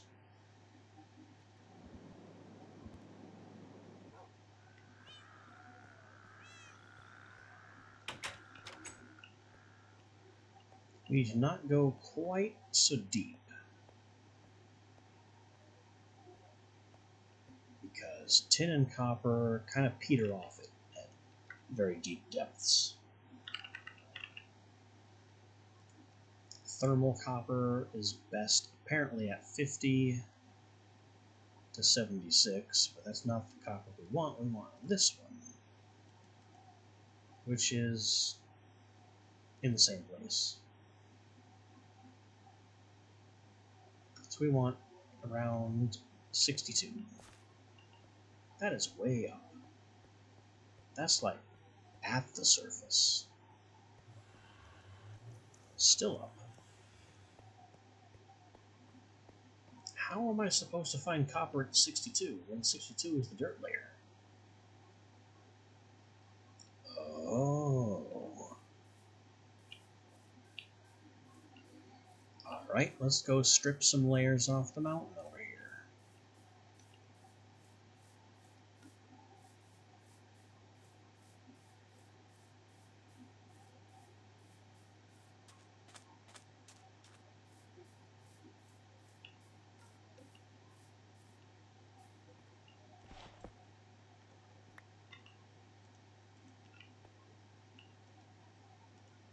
Diggers, miners, hunters, because we will need it inevitably.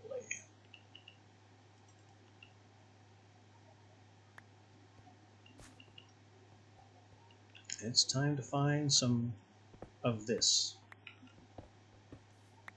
That was it right there. Forestry specific copper. We now have 4, which is the bare minimum. 6 would be better. Oh look, another one. And a sludge pool.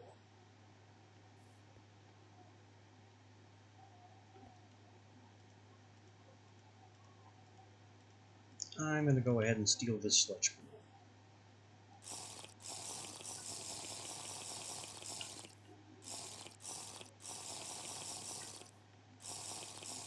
Not only just to eliminate it and get it out of our way, so there's no risk of falling in it if it's gone. But also because, who knows, we might be low on soul sand that I haven't checked. And the sludge boiler can make us a bunch more garbage blocks from this pool of good.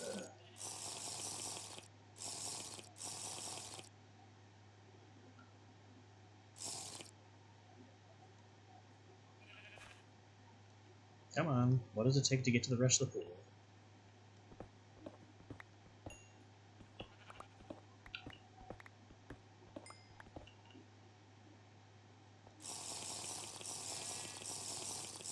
Also, I just saw more copper underneath it, so that's further incentive to drink it all up.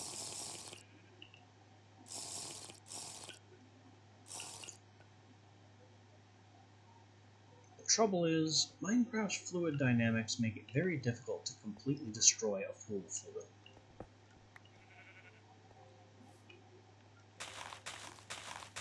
Flowing liquid has weird rules, and removing the source blocks, don't get rid of it until you get rid of all of the source blocks.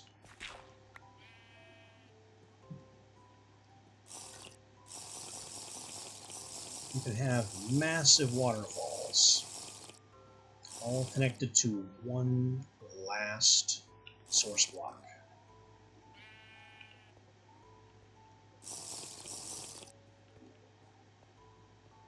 I have actually lost a world this way,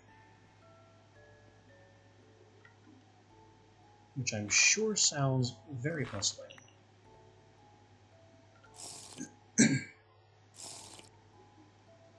So it was back in the days of Bibliocraft, which I could have installed. No, not Bibliocraft, sorry.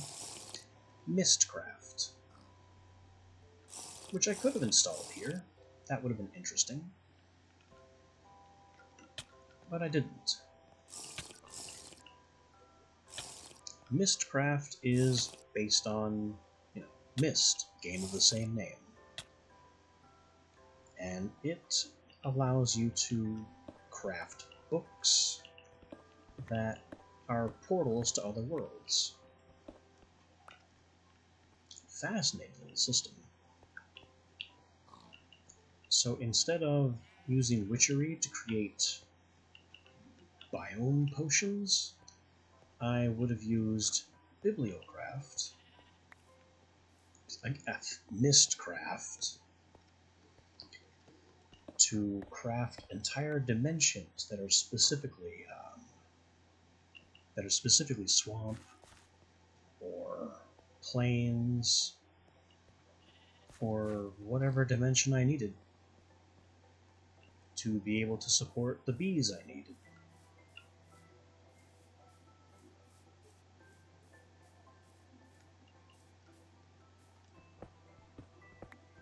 It would have been cheaper to craft an entire subworld than to make a silly potion that makes a tiny piece of my world the type of biome that I need, which is just wild to think about.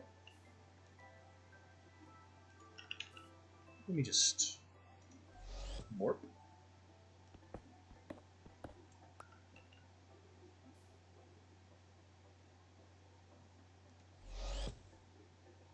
Which superpowers?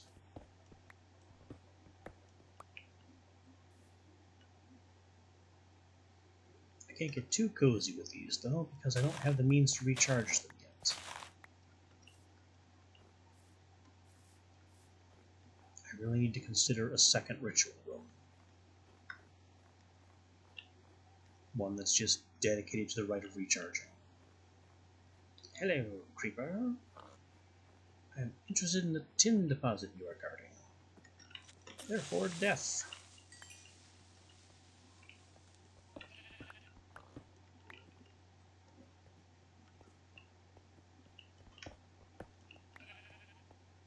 Also some more target copper, some more tin and copper.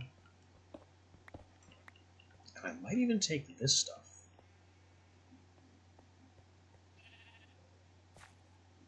But if I'm going to take this stuff, it's going to be with Silk Touch. Because Apatite gets really out of hand.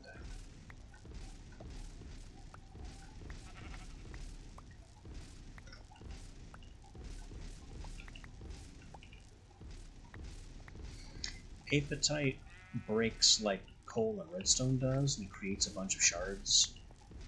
It also multiplies under the fortune effect, just like those two ores.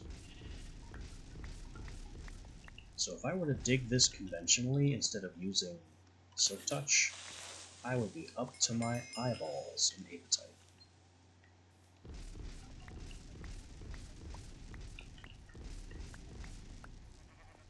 What is Apatite good for? Very, very little. It can be used as an alternative ingredient in some fertilizers. That's literally the end of the list. Unless, I suppose, if you happen to like its blue color, it can be decorative.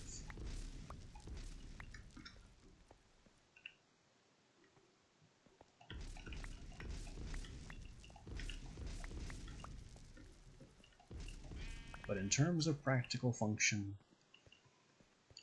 it's a fertilizer component. And that's it.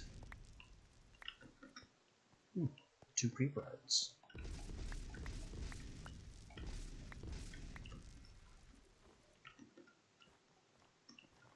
Ugh, 2 creepers. How did the second one not die?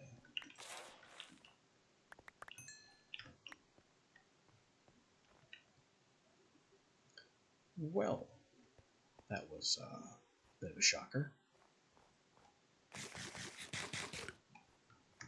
But I got through it.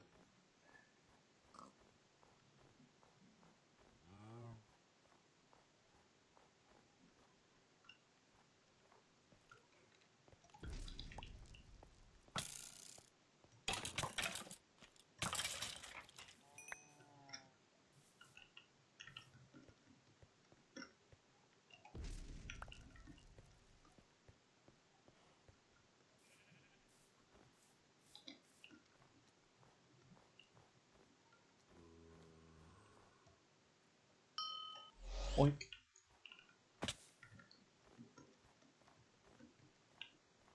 Let's go to that mountain over there.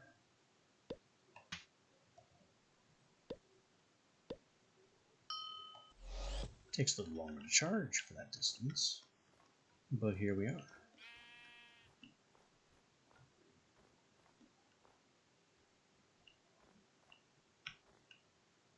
What is that light down there?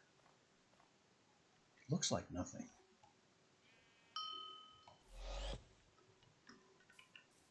It is nothing. It just glows here for no reason. It's always weird when that happens. My best guess for what causes this? Lightning. Lightning strikes while in the frozen region beyond what's loaded. It starts a fire. Fire is a light source. Fire goes out, and the lighting engine doesn't update. The only way to remove those ghost lights is basically to put a block on them and smother them. This forces the game to realize, oh yeah, that's not actually a light anymore. The trouble with that is you have to find which block is the light block, which can be its own challenge.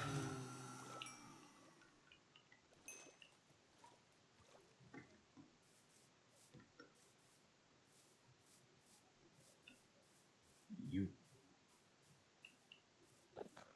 Death.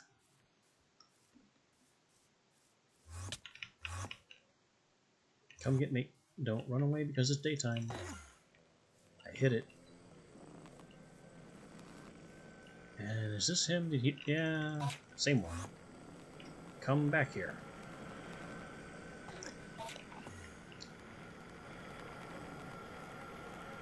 And he's gone.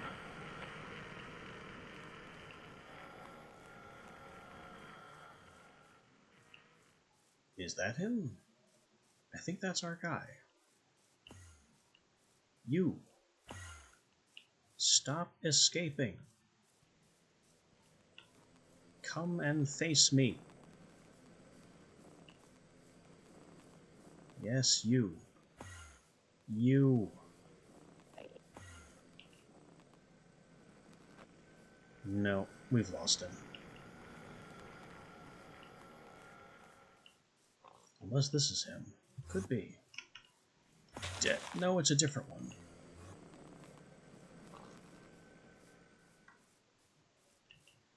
Yeah, they get really squirrely when the sun comes up.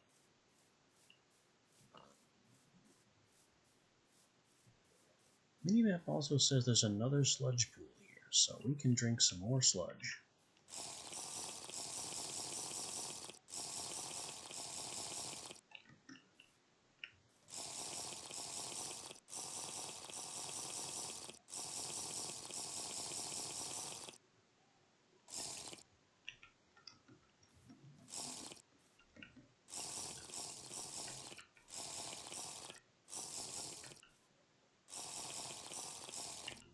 Is our tank not full yet?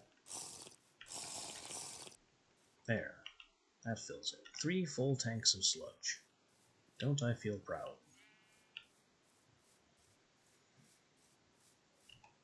I'm carrying the maximum amount of pure, unadulterated garbage.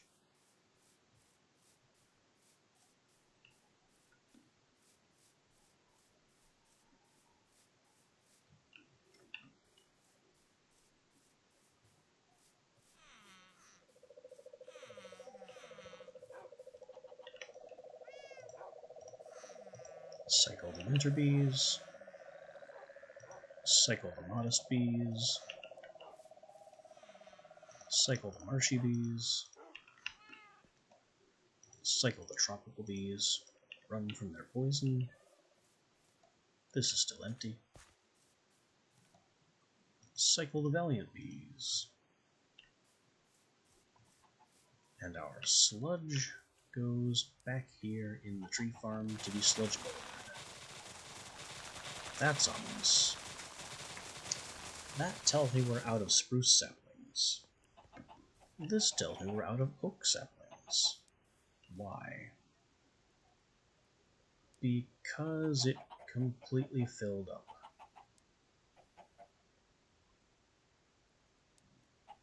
But it left these in as markers.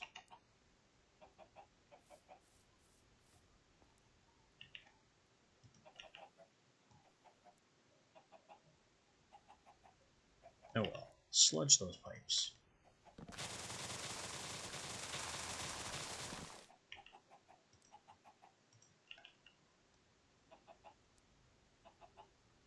And that's all the system can handle.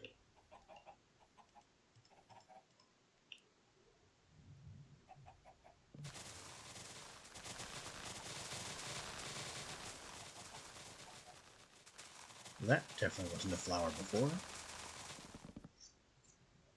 Isn't it funny that the hell bees are still creating normal flowers? You'd think they'd produce mushrooms or something.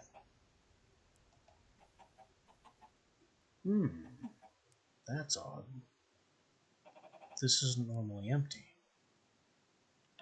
We must be consuming more power than usual. Maybe I need a charcoal buffer.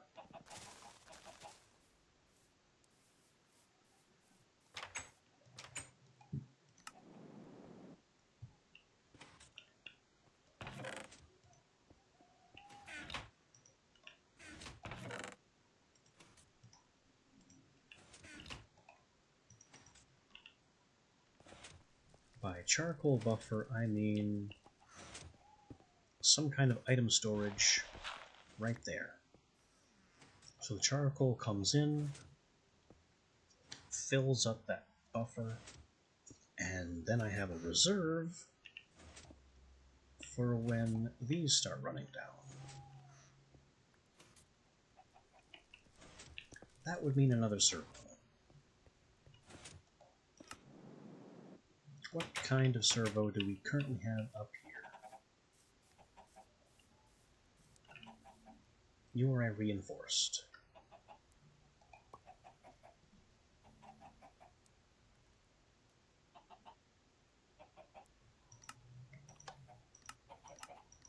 You can be maxed out and set to nearest first.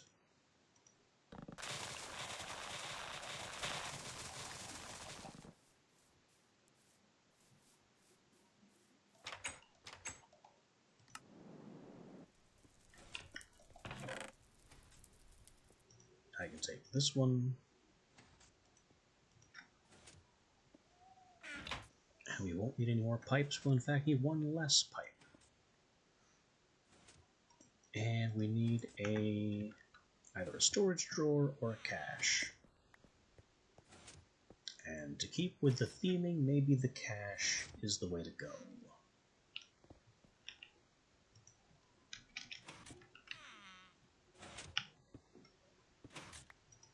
We get the tin, that goes up to Invar, that goes up to hardened glass, and then finally Enderium. I think we can go all the way up on this one. So let me get any old log, and we have no tin.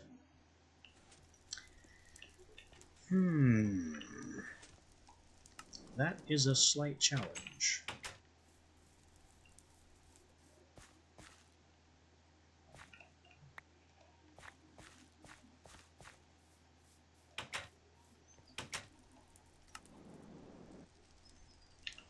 Well, the good news is we brought some home.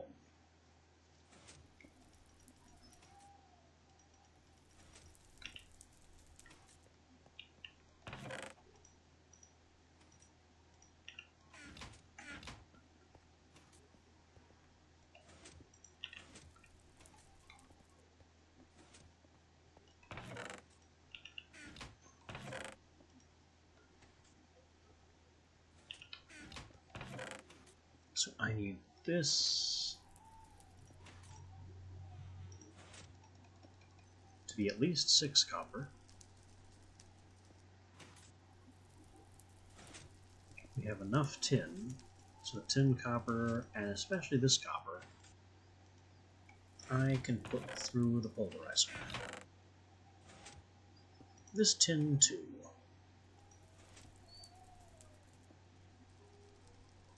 We have this tin the whole time.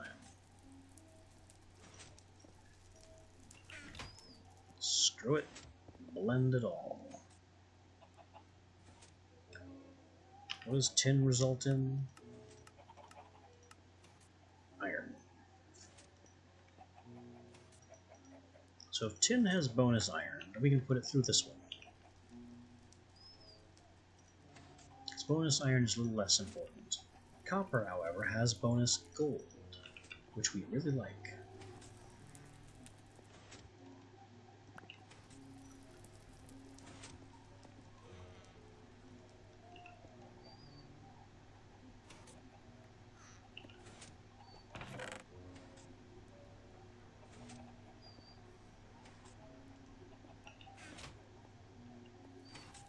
Oh, whoops, I put this away.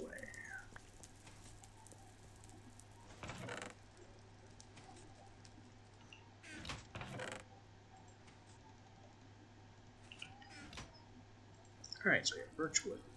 With tin makes a cache. With Invar upgrades the cache. With hardened upgrades the cache again.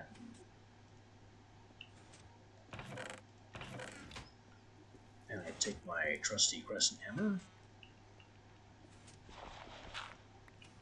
break this pipe, and put the cache on it. This will start accumulating charcoal.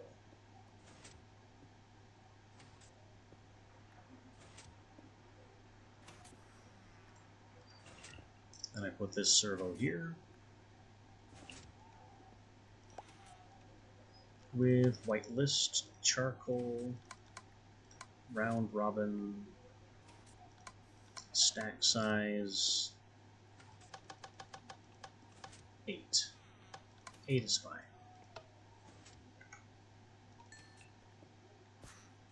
And there you go.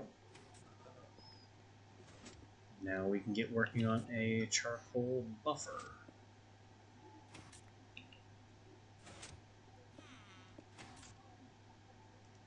Our phytogen is out of fuel.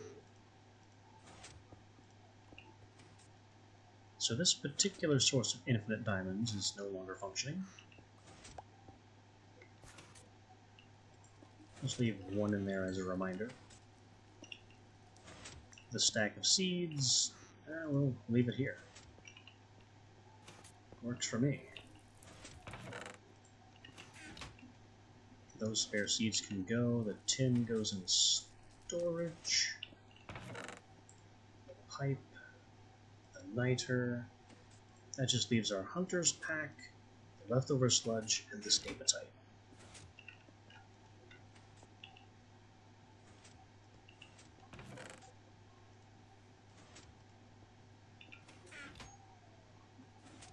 As for the apatite,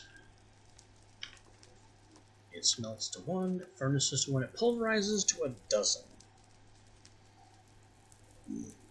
And sulfur. Give that one a bit of a thought. And it goes into forestry fertilizer when combined with sand. Or ash. It also makes some nice light blue blocks. And stamps, the cheapest stamp. That hooks into the mail system. It also makes mushroom farms.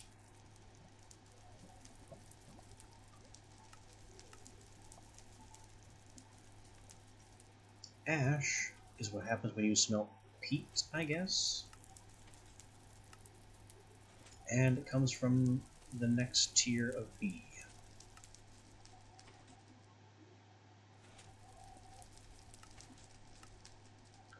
So that could get us to fertilizer. Also compost. Fertilizer goes into humus, which I think is a type of farm dirt.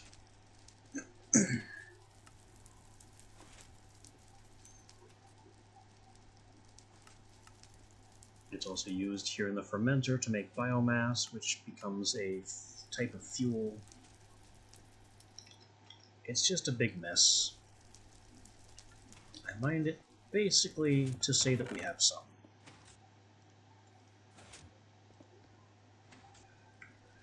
It has very few uses.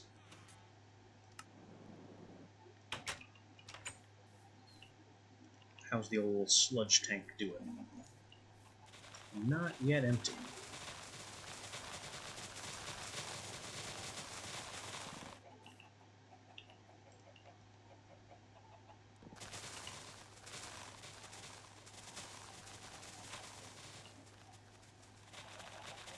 What we need are more spruce and oak saplings. We're pretty low on those at the minute.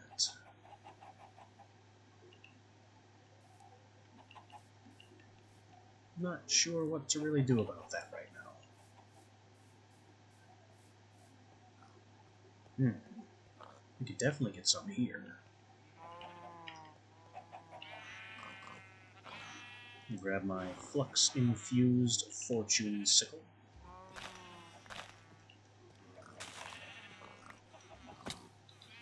Give me saplings. You guys, get the heck out. Where'd you even come from? There's no dark areas down here for you to appear. I made sure of that. How do zombies and skeletons keep ending up down in this tunnel? There's nowhere for them to pop up.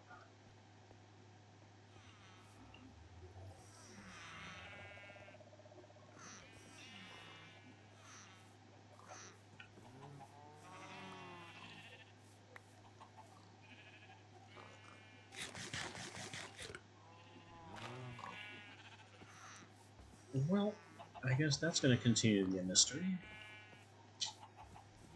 The worst kind of mystery, an unsolvable one.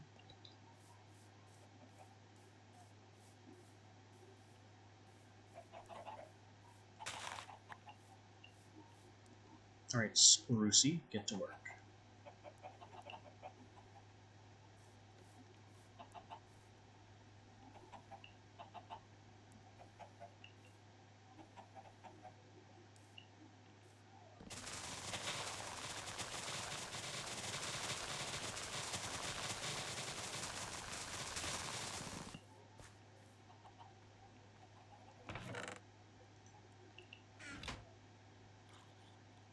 We need oak as well. But not these little friends.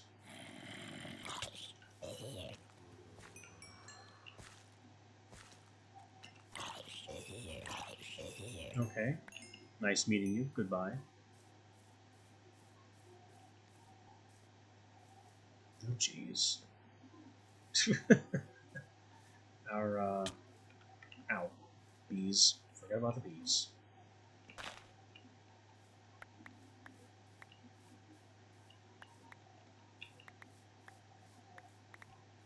Our overzealous harvester touched some leaves over here and shredded this entire area.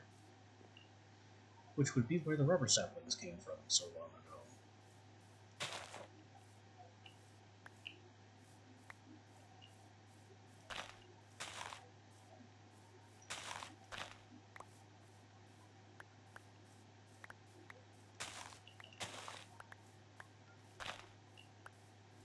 Oh no. Oak trees means that my system's gonna be full of apples now. Unless I make a drawer for apples.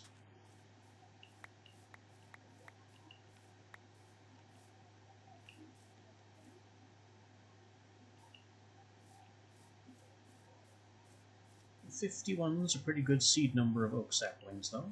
Let's get these delivered.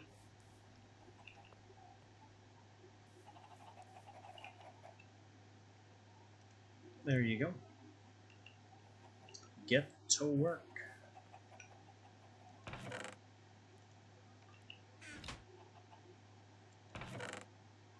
Oh yeah, I don't have it removing the oak. That's why.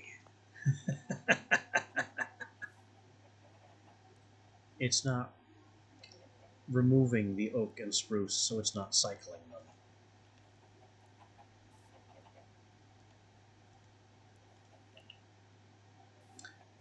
Whoops.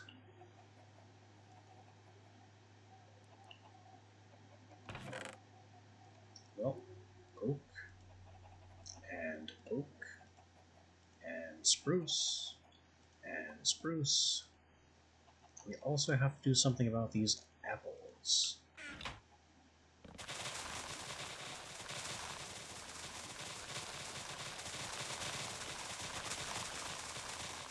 So oak and spruce are going on that list. Oak and spruce are going on this list.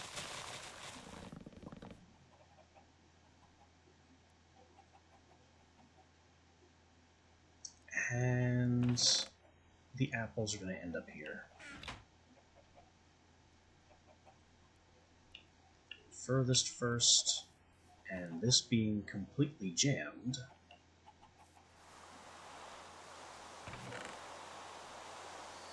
means that apples are just going to go here.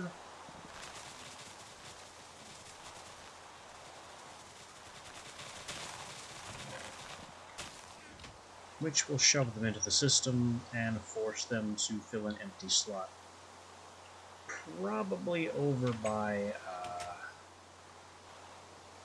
the witchery setup.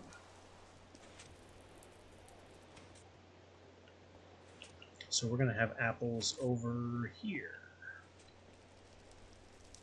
Eventually. Unless they go over here. That makes sense too. You know what?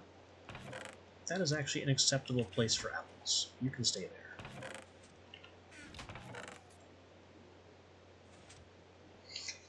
I also need storage drawers for some of these mob products. We have way too much flesh and bone. Way too much gunpowder.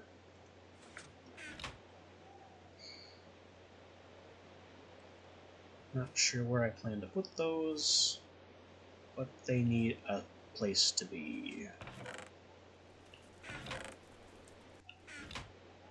Right here would be fine, honestly.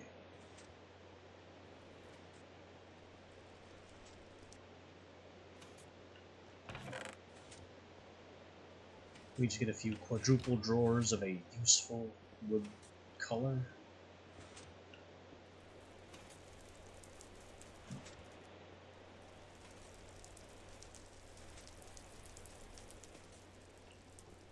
Alright, we also put all this stuff through the blender.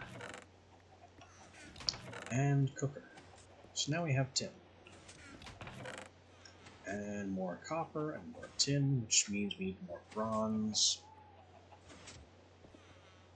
A little bit of gold. A little bit of gold is nice. Gold gets us to electrum.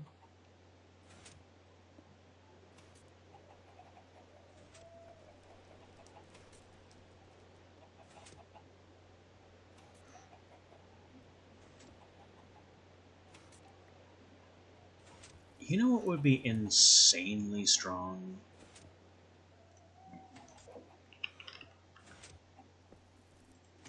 If we made one of these suits for ourselves in the dream world.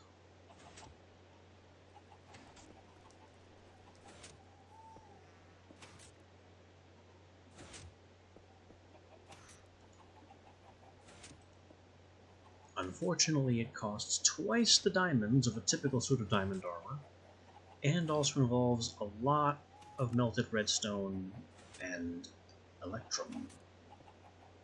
So it's a very expensive suit. It's a very strong suit, though, since it runs off of RF and doesn't really care very much about, what am I trying to think of here? It doesn't get damaged. It just depowers.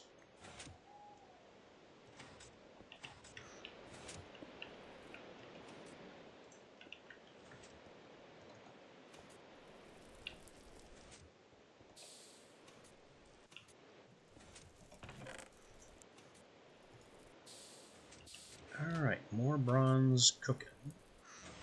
Bees are being. This can't work now because it's raining. Of course not. That's what happened when you remove the seal upgrade. I can't remove any of these other upgrades, so this is night. This one's underground. Well, if I punched a hole straight up here and replaced it with glass, I could remove open sky.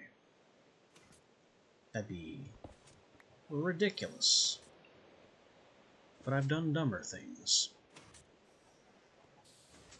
This cable goes up to the tree farm, doesn't it? Is this somewhere I can get away with cutting a path straight to the roof? Let's see.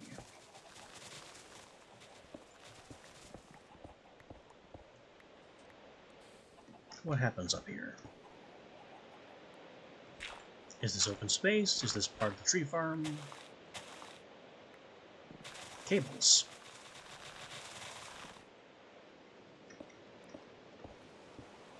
That's actually pretty much the best thing that could happen.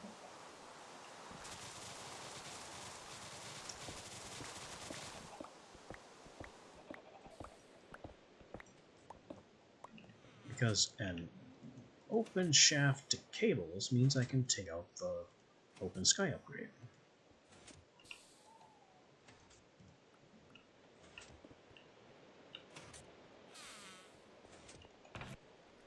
Put the rain seals back.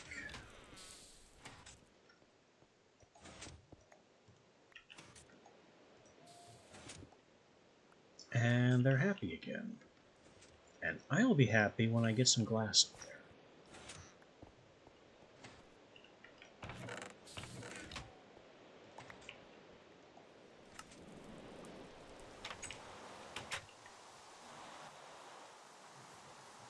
Because we don't want anyone treating this open gap as an invitation.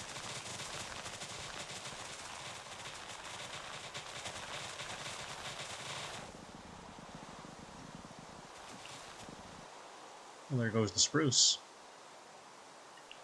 It made a 2x2. And that gets a little crazy.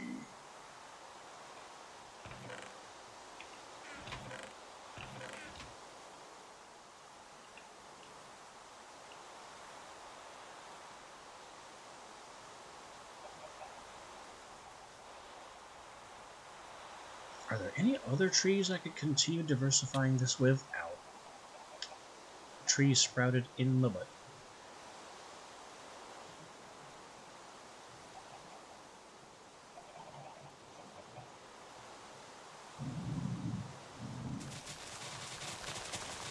What the hell was that noise?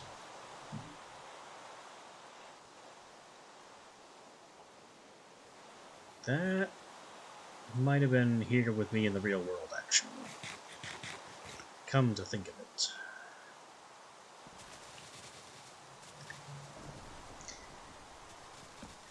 Rumbling thunders or some kind of... I don't know what. There was a sound. And it was a big sound.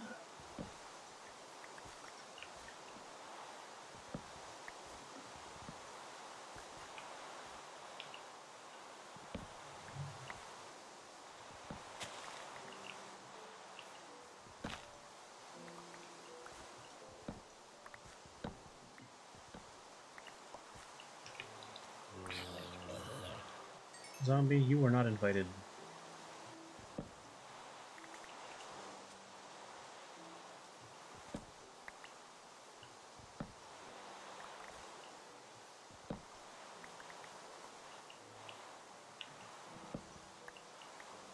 You know, we could play around with some fun potions.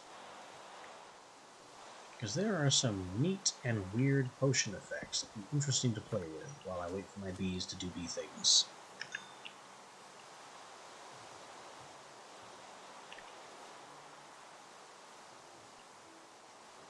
Like sprouting.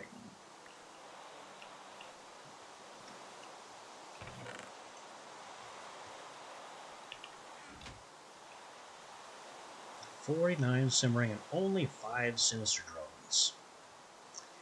You guys need to keep working. Need more of you, so I can start analyzing.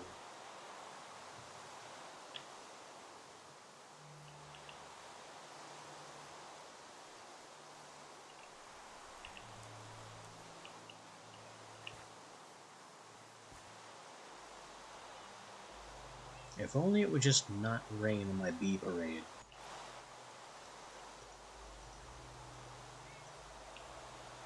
It's not raining on the Modestes, because this is technically a desert and it can't rain.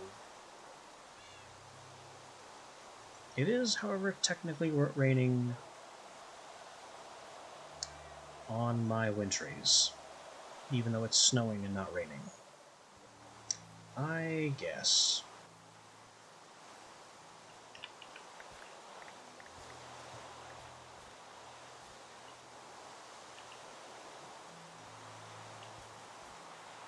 I definitely need to keep advancing the tin flowers here. Our tin reserves are terrible.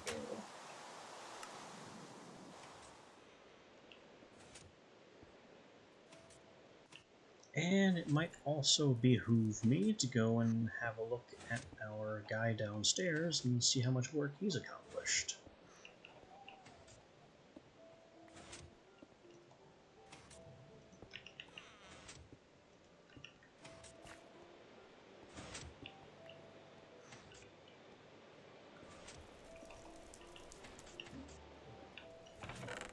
Because the guy downstairs is our true busiest bee.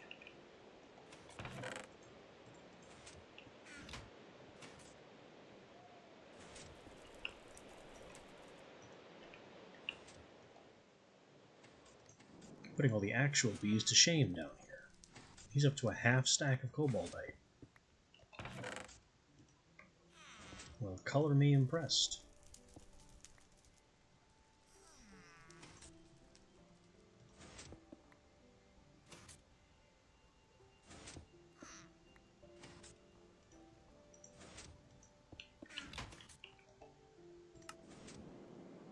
I did not mean to go to the surface.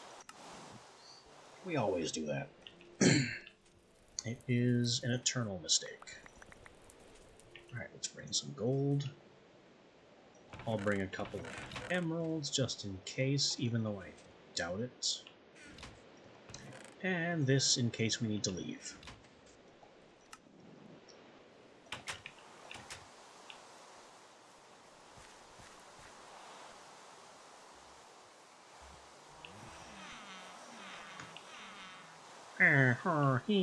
They really are like tiny villagers, making all kinds of noise. Nope. There we go. You are a advanced trader. Do that and that. That gives us just enough. So you can also give me this. Pleasure doing business with you, your honky ridiculousness.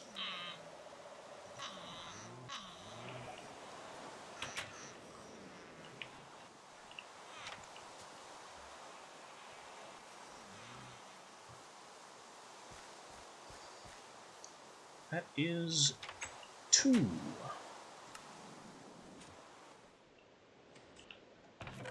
Two ingots of cobaldite.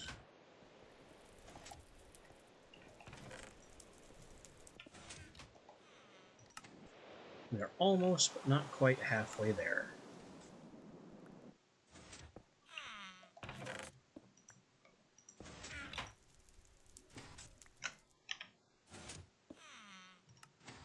I still need 2 more, and then a collection of 4 ingots, or nuggets.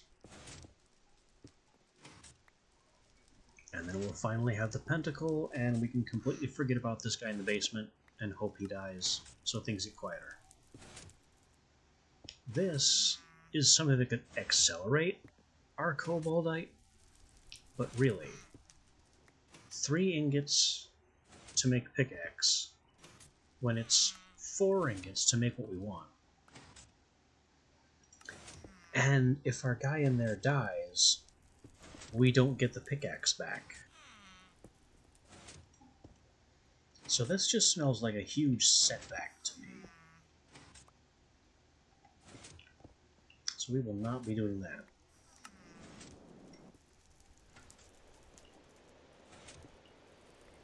What we can do instead is work on the powered armor for our Dreamworld self, and maybe one of these Omni Wrenches as well, because powered shears, so our shears stop breaking.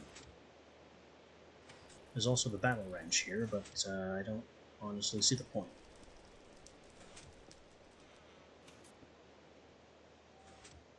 It's just a sword. A worse sword, whose primary conceit is that it's also this, which doesn't break, so why would I need to have a powered version?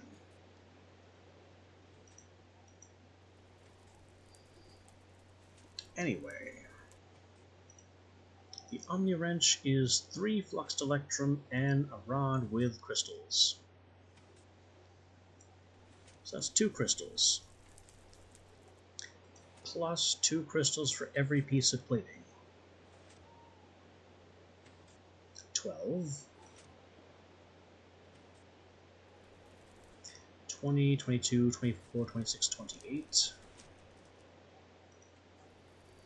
30, 32, 4, 6, 8, 40, 42, 44, 46, 48, 50. 50 flux crystals.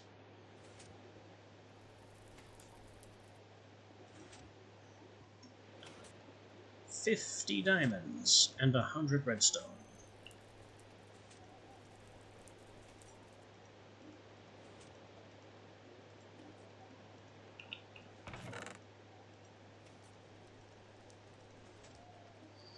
And that's just a component.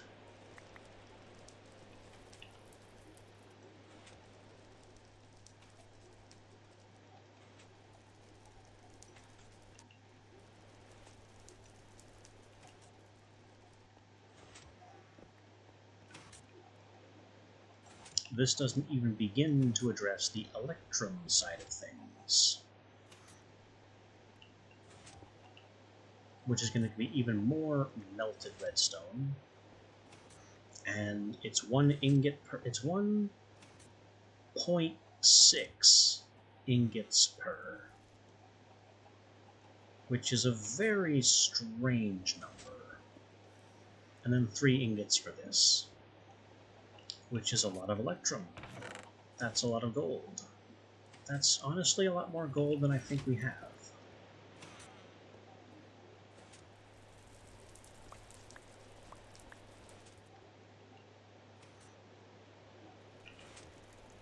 Let me just grab most of our gold here and see what we have to work with.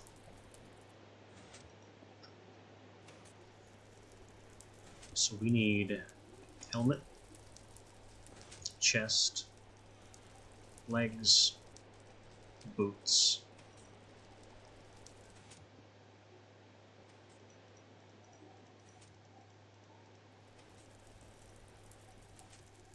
which is 24.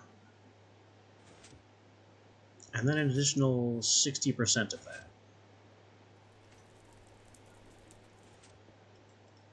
So about 16 more. Plus 3 for the Battle Wrench. And it might get a little fuzzy besides even that,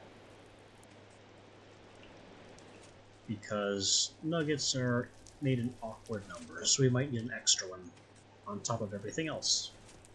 Well, this here is 43.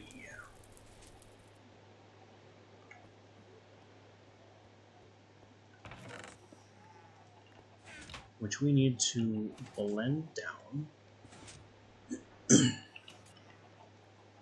and melt redstone for. 43 means 86.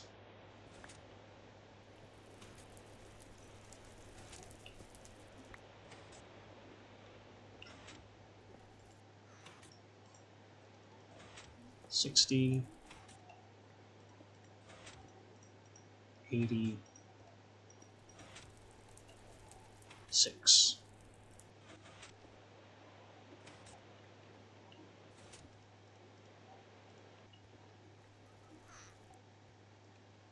So keep the crucible a-meltin'. Ooh, this'll take a while, won't it?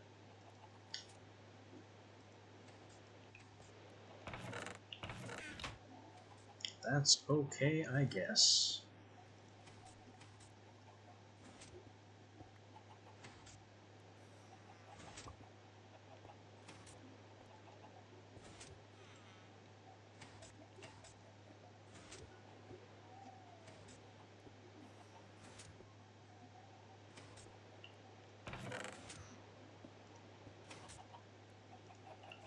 We also need to make one more. I don't have any spare rods.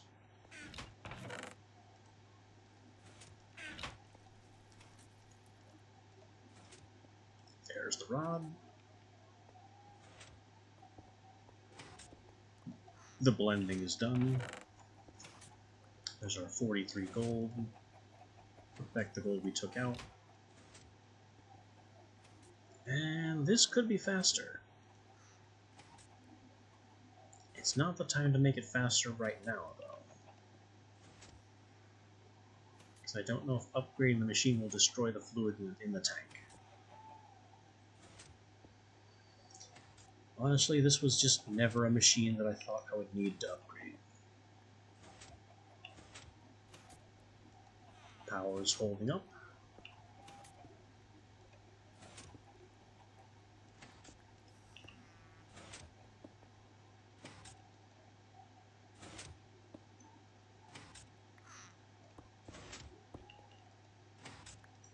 And while we're here, let's see if I can extract some species data. Nobles, with diligence on deck. We need more blank gene samples than we have. There's never enough though. Speed slower. That sounds like garbage to me. If anything, we want speed to be very high. Flowers, flowers. I could use a backup of that.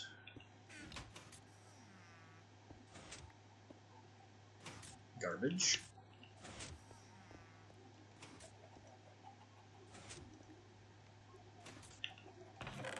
In an optimal setup, I would have another redstone furnace right over here at the ready. But we have not optimized this. Flowering slow. It's not slowest. Slowest is the one we want. Flowering is just an annoying trait. Temperature tolerance, none. Garbage.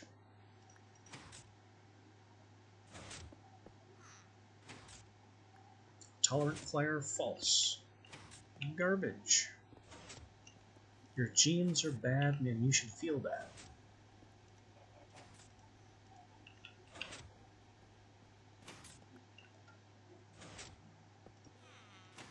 Another slower. Another flowers. It's not giving us the noble species. Effect none. We have that. Having a backup might be nice. Fertility 2. That's average. It's no good.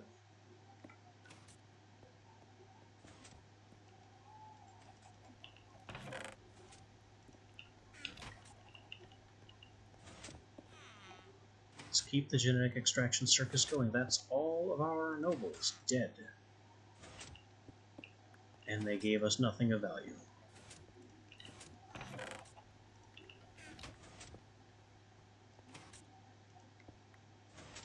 Oh, the last one gave us species noble. The very last one.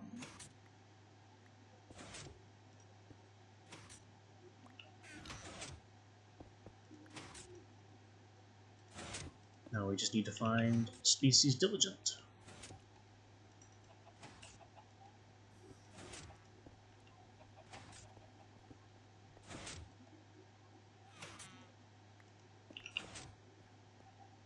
And our power is still doing pretty good.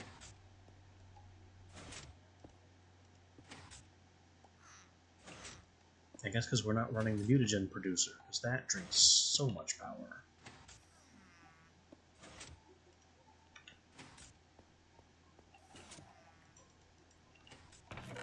Need more tin. Need more blank gene samples. So I can keep this going. Species diligent. We got it.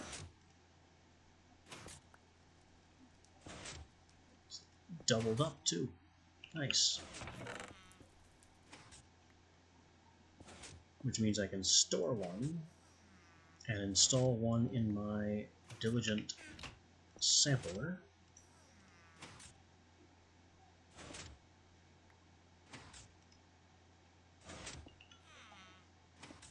So we can create a diligent.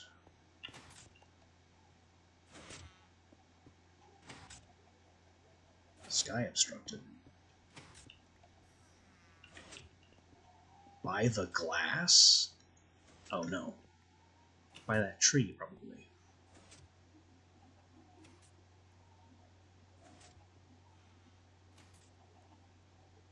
Why isn't it cutting the tree? There it goes.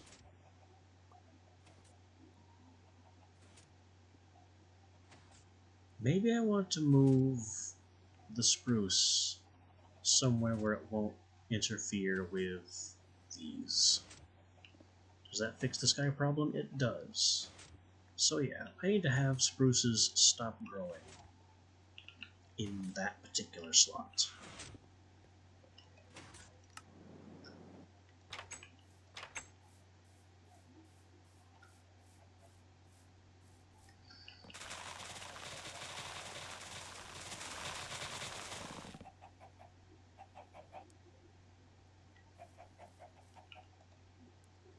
I'll just take the spruce and put it there.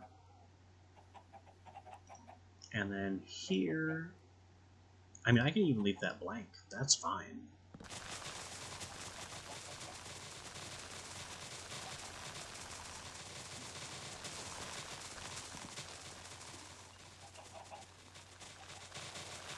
Because even if I use birch, birch could obscure this briefly.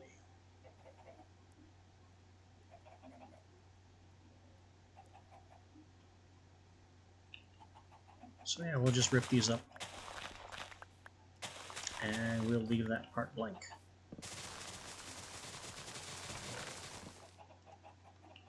Works for me.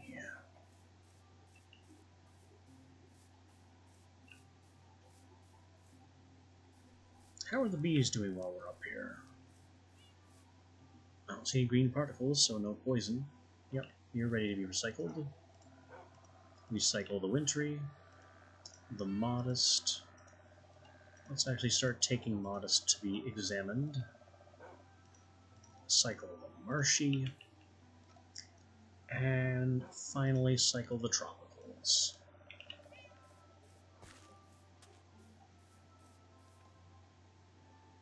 And cycle the valiants.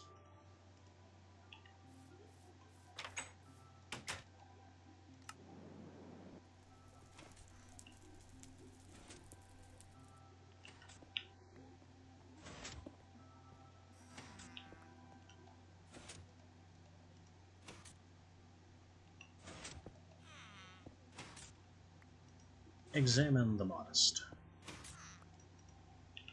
And now what can we do with diligent right after I cycle this over to gold? Gold. Oh. Oh, I'm a moron.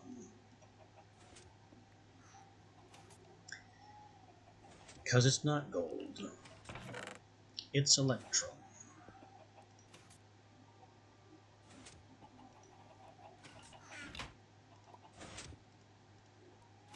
And it's an odd number of electrum, which means an even number of electrum, kind of.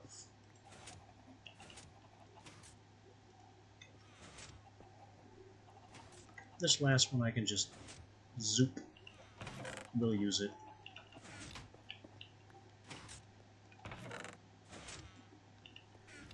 That'll serve some purpose, some when. Effect none. Trash. Flowering slowest. We have it.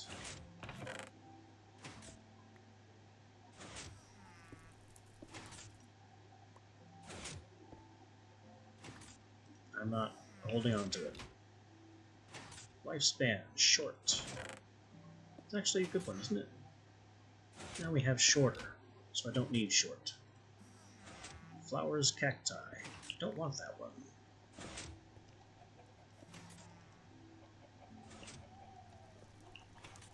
Now what does diligent grow into? Industrious if I have unweary, which I don't. But we get unweary from diligent and cultivated. That's important.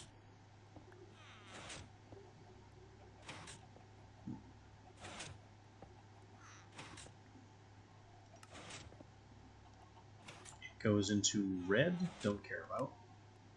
White, these are just dye bees. Brown, unweary with cultivated, we knew that. Black, blue, yellow, and rural. So diligent combined with meadows and with cultivating.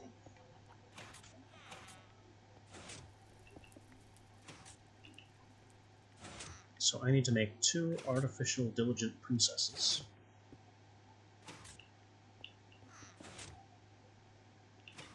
And then we will copy them with meadows and cultivating.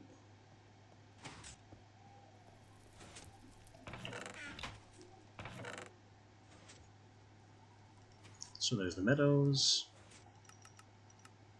there's the cultivated, and our princesses will start from, it doesn't matter what, whatever we have the most numerous of, and that is going to be meadows. Ignoble, can I do pristine? Pristine's better. Pristine's more likely to survive the process.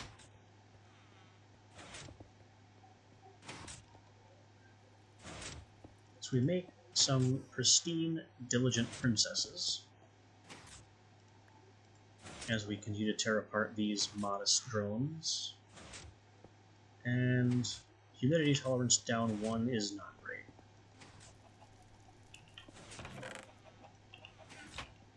I'm glad you are slightly more tolerant, but the operative word there is slightly, making you useless. Diligent 1, check.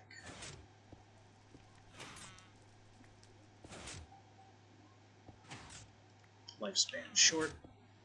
Diligent 2 is nearly ready. I'll burn that. Flowers, cacti, still bad. Diligent 2, check. Tolerant, false, no good. Mutatron, diligent, meadows, makes a rural.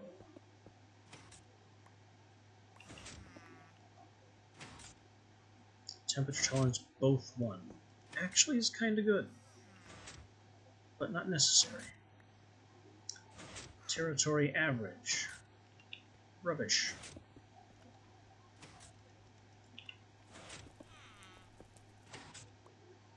And speed slower.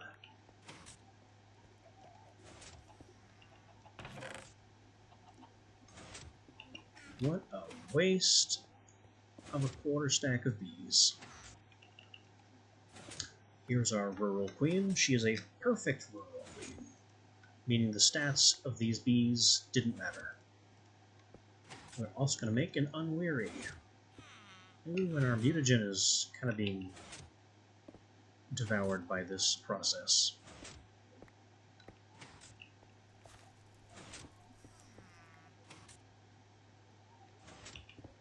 So I have diligent at the ready. So I'm going to take out that automation upgrade. Noble, we got noble, didn't we? Yeah, diligent and noble at the ready. What? I'm 10 diligent drones. I guess that's enough to have in reserve. Nobles, we need more nobles in reserve. So I'm going to leave this one running.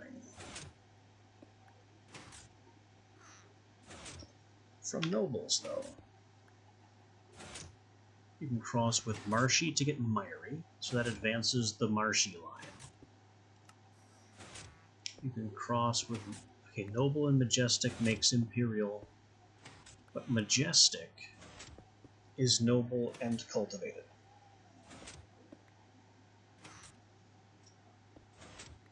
So we need to make an artificial Noble Princess.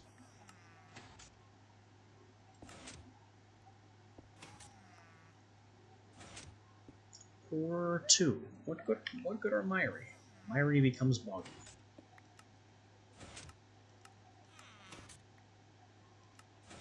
And produces mossy combs, which give us nothing remarkable. Okay. Why do I care about the Miry line? I don't know, we might find out.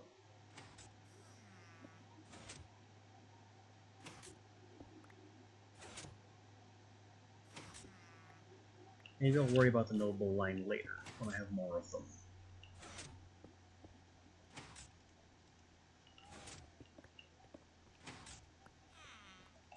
This is ready.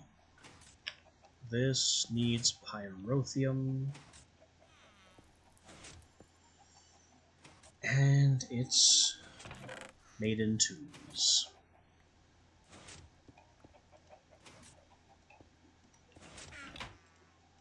So this cannot be an odd number.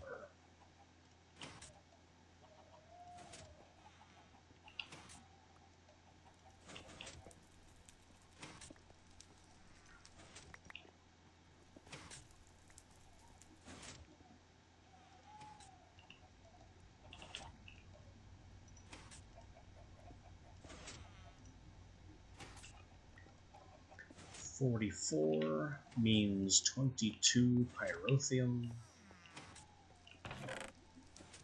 I have 1.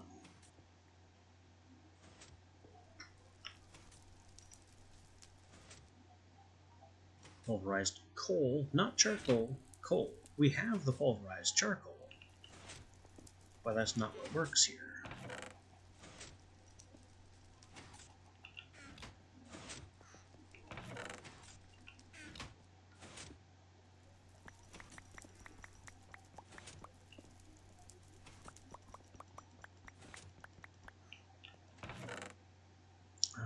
We have the sulfur. 1, 2, pulverize this, and blaze powder.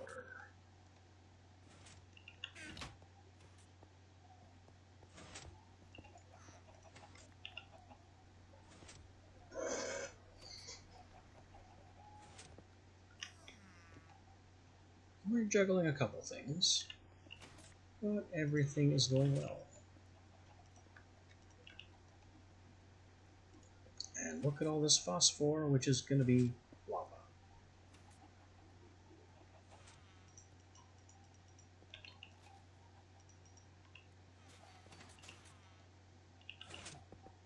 Sky obstructed.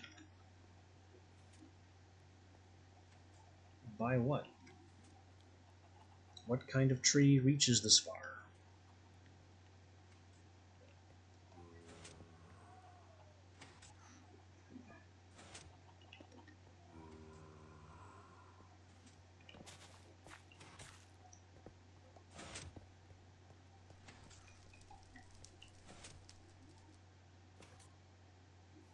That put away all the redstone.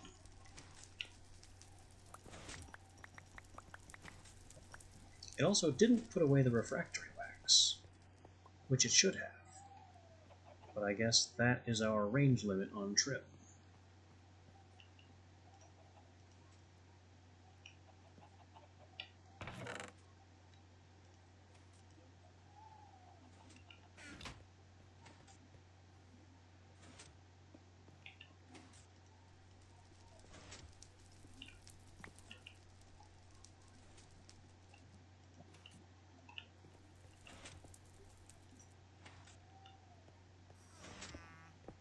Let's squeeze her some lava. Why not? There's our pulver coal. 1, 2, 3, 4, Boom. Put you in there.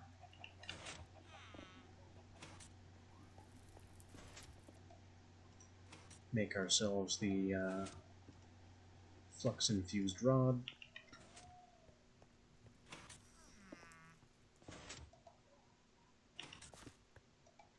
This is immediately full of lava.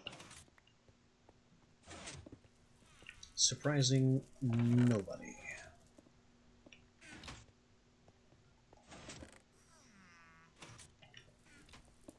Well, put it in the can. I threw it in the can. Alright, diligence are done.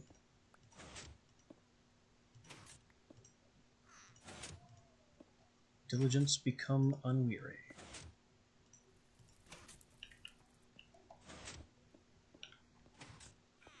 Which maybe should have been called tireless.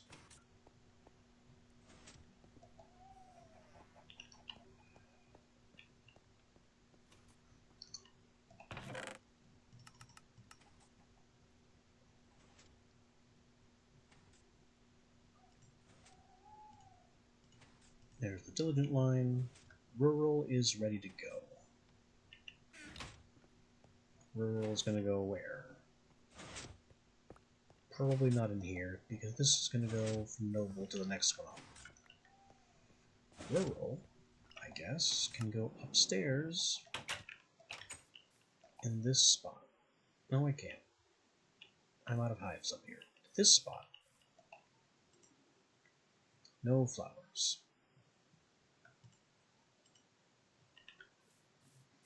I think I know what kind of flowers it needs. But let's check. Flower type, wheat. That's about what I thought.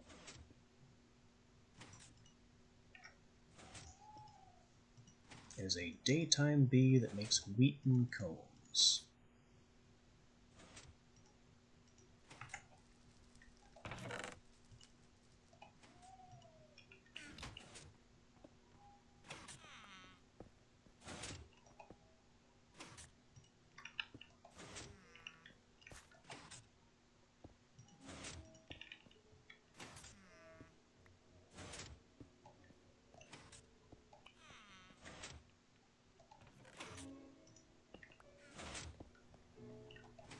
How is this doing? Still processing.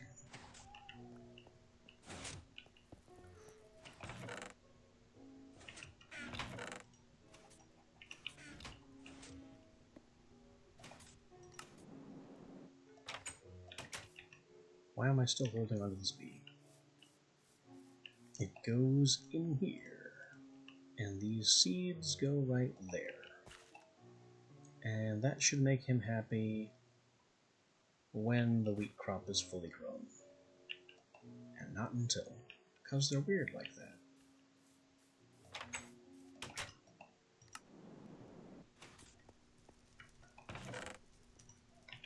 Fortunately, I have some of this, which should solve the problem in short order. Oh, it started running anyway. It found the wheat crop before it was fully done. So what these should do is accelerate the growth of all these plots. Will it? I don't know.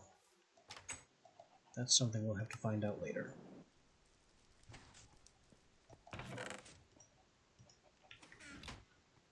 Because right now I am kind of done with farm nonsense. We're on bees now. Bees and this thing.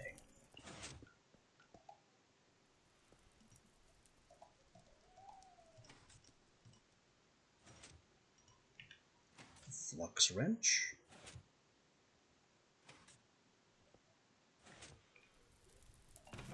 Which should replace our shears.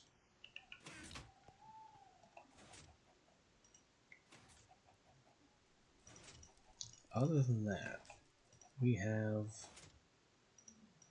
2, 3, 4. A lot of plating to make with these nuggets.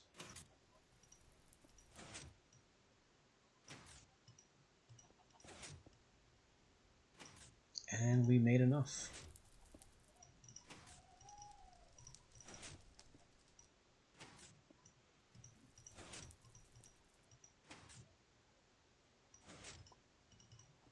It was a little close on the enough, but we made enough, and I'm having trouble getting them all into the correct slots. Zoop, there's some.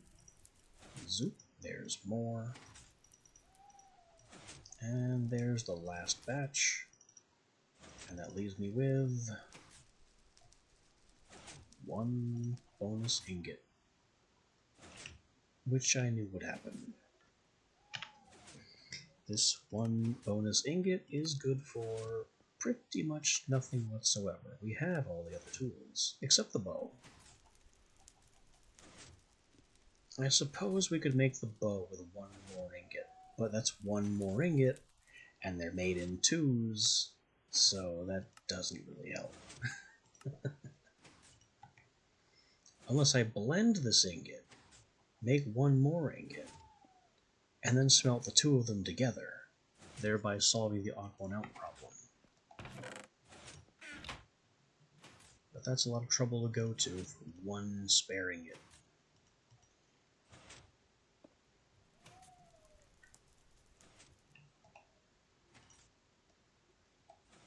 Well, helmet, legs, boots, chestplate. I think the fastest way to charge these would be to wear them. It's not working.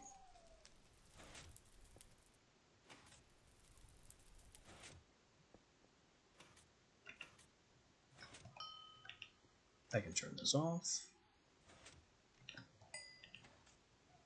All it will charge is items that are held. So that makes that a little more difficult to work with than I thought it would be.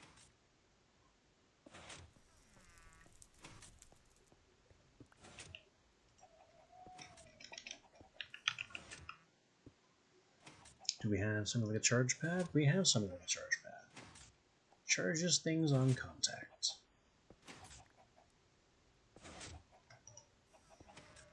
It's made with a redstone plate and a bunch of other stuff. And a redstone plate is a plate frame with a bucket of redstone in it.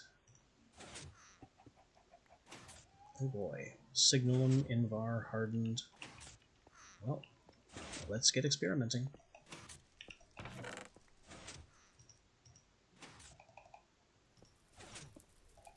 diamond was on that list somewhere. Signalum, that. So this was the plate frame. And then we had to put a bucket's worth of redstone, which is 10 redstone.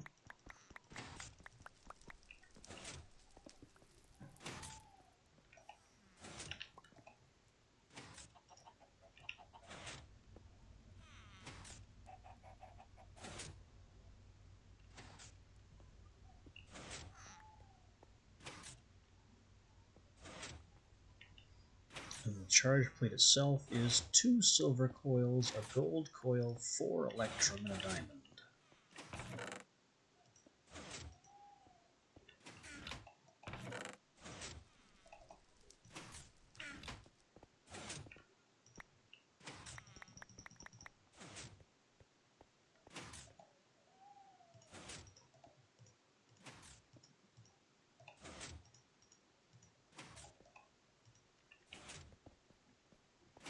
A lot of bits and pieces go into this little doodad.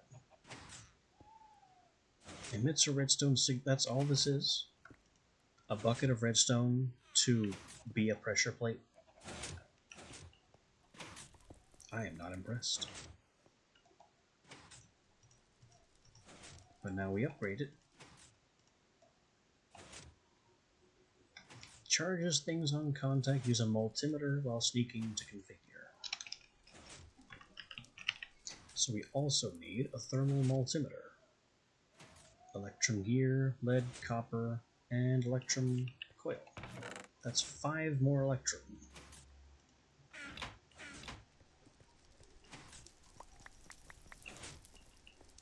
We'll make this electrum the interesting way. That will, of course, make 10. I don't care.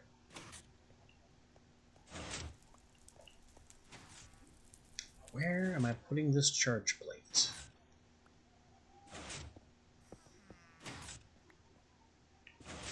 It needs a floor power cable somewhere useful.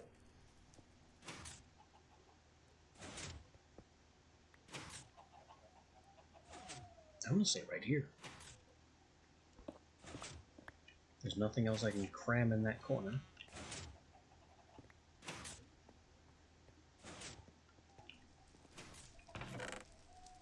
So let me get a couple of these.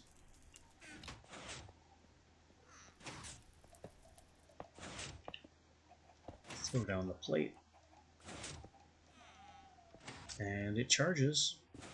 It can't, true to form, it can't be configured yet.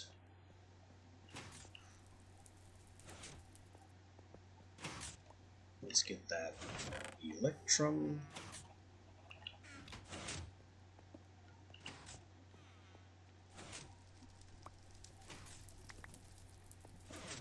There was 2 lead in that recipe. And 2 redstone.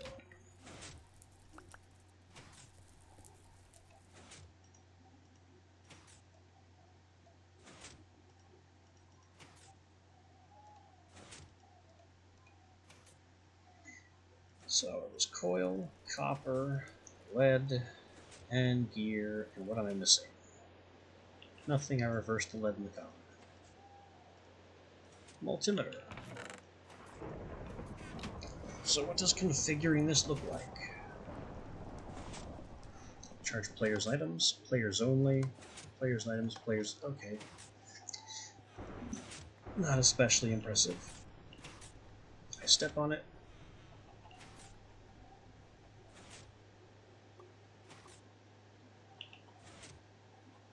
And it charges my flux capacitor if it's in hand. Neat. Next question. Put the armor on. Step on the panel. Oh, it's starting to charge from the boots. I forgot about this. It charges from the bottom up and depletes from the top down. This was also true of powered armor in Industrial Craft. The quantum armor did this.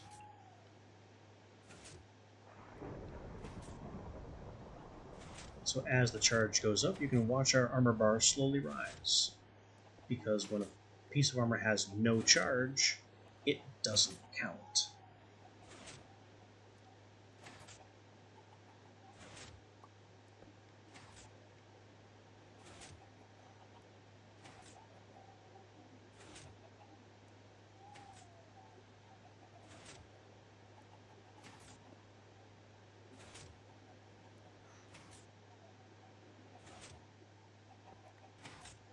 And once this armor is fully charged, it's going in the ender chest for our dream self.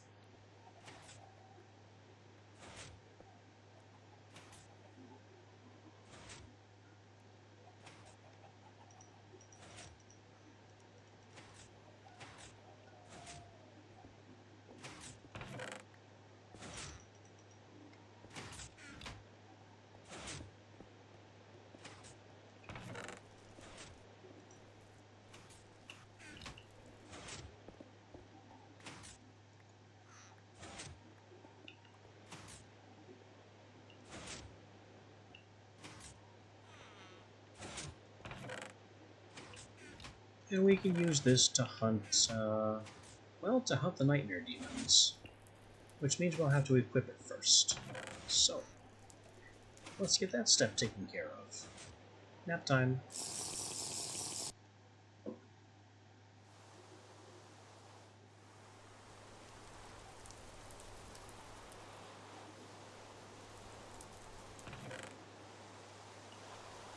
I should have made that second ender chest.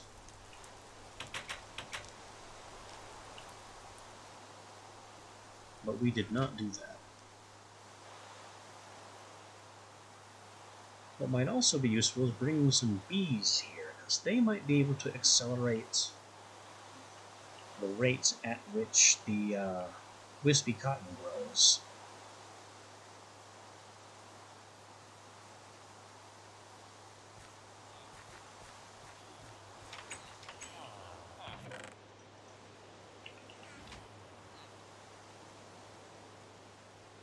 There we go. Power armor.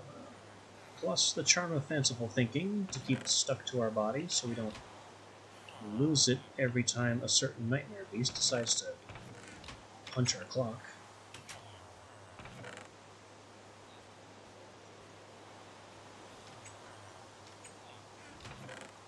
I've got all this coal to sell still.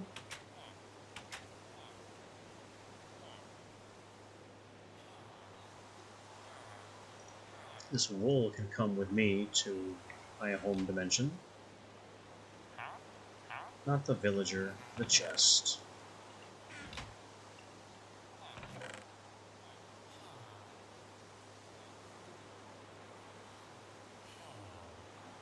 Frankly, some of these poor quality tools can go too, like maybe the iron axe has a use in rituals. Then again, it's not really worth reclaiming 3 whole iron. I'm not going to worry about that.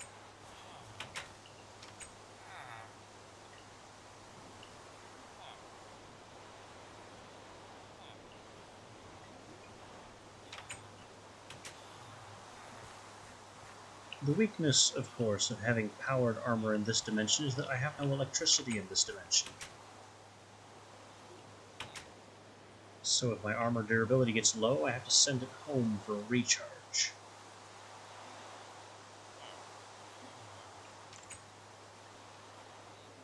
This is not exactly the biggest of problems, but I'd be a fool not to recognize that it's still a problem.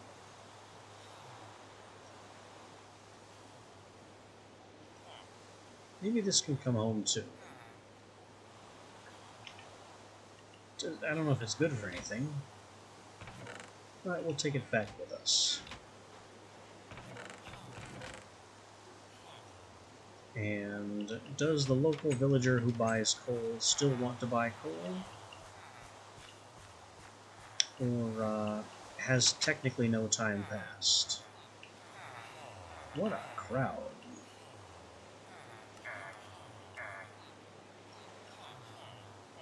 He is not buying coal.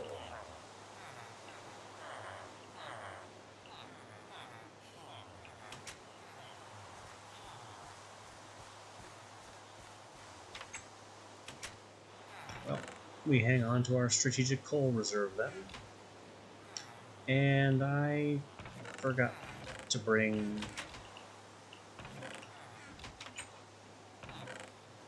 Oh no.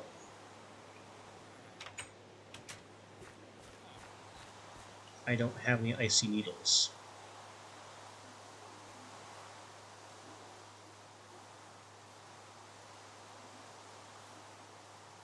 Mistakes have been made.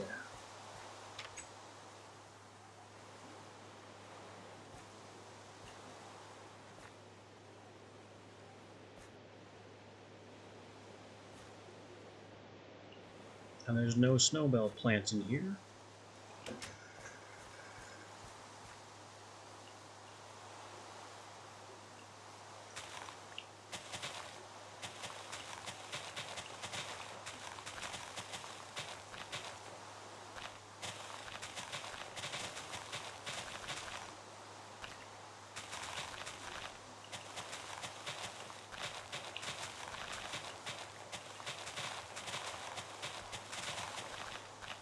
The only way out would be suicide, but that would drain my armor's power, and I don't want to do that. So, we need to find some snowbell seeds.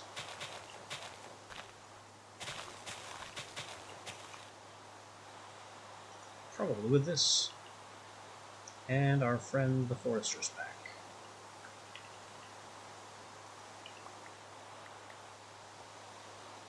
Now, death to grass. Death to all the grass. That's a snowbell. Not a lot, but it's a start.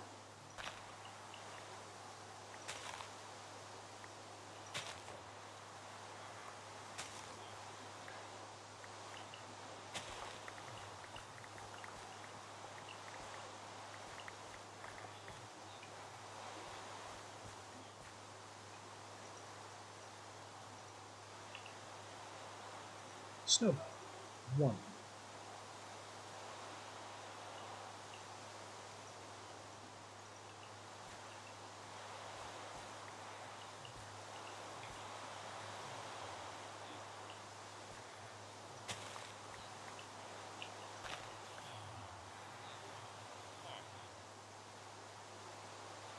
And we're a little bit stuck here until that plant grows. Whoops.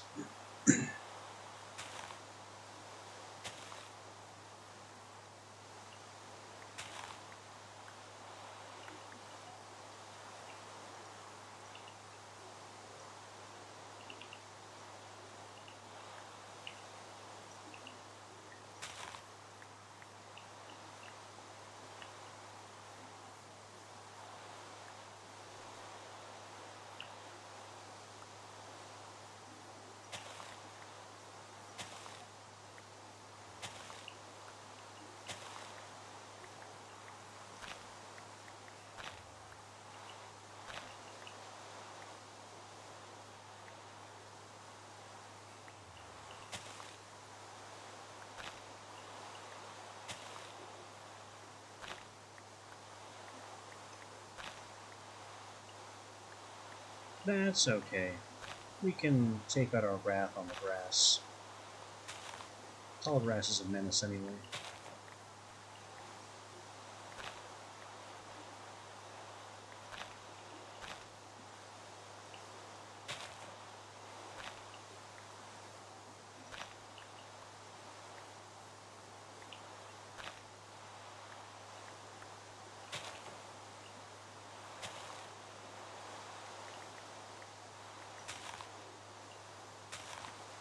Snowbell sure does seem to be the least common seed.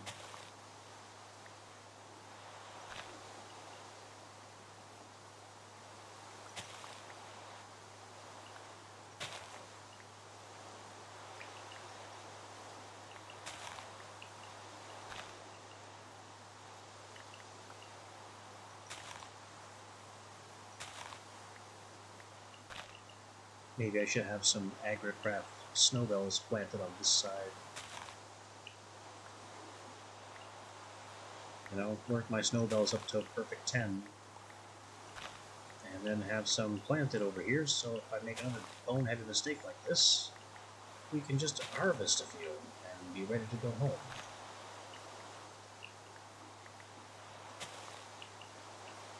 Oh, or I could drown myself. That wouldn't do armor damage.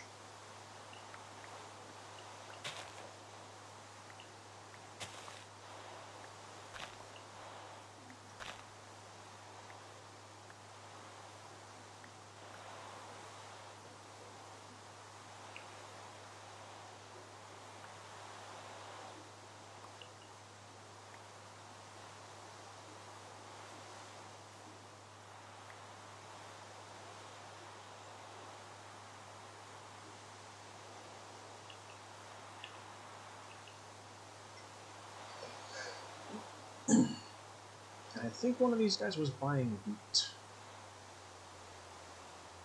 So I can use that.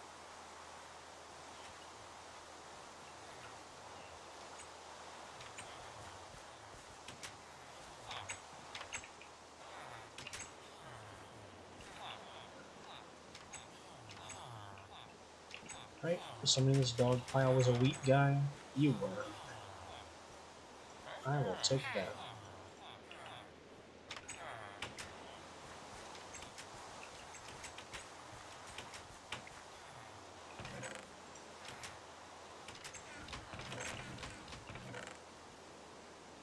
I could do it again too. 20 is the number he wanted.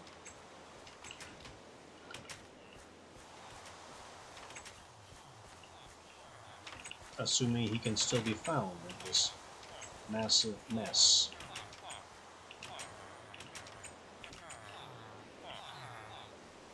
This guy's selling a wenge. Some kind of forestry trade. There we go. Emerald.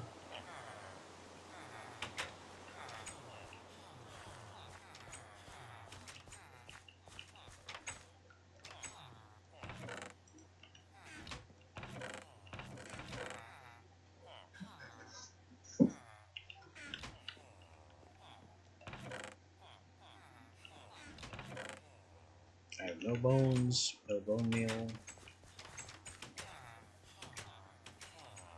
Nothing that could be used to accelerate these.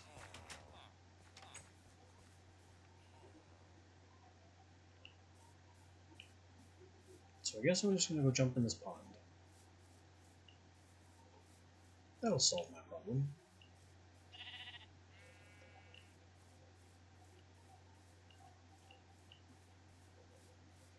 Can't believe I forgot to bring icy needles.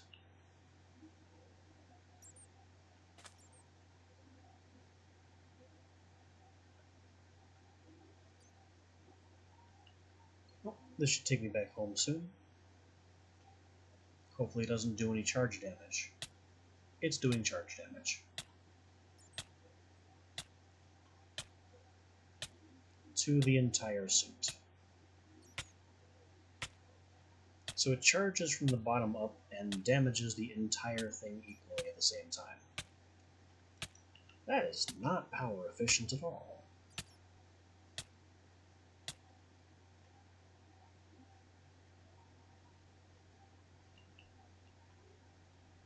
Well, we're back now.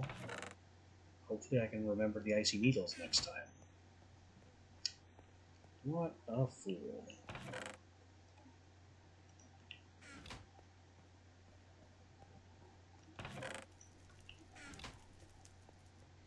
Can't believe I forgot them. Also, we're kind of quiet down here. Did he die, or did he stop working? He's dead.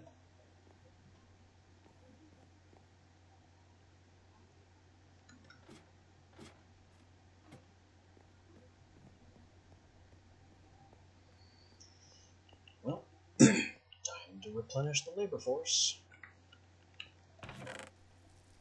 We're gonna need more leads.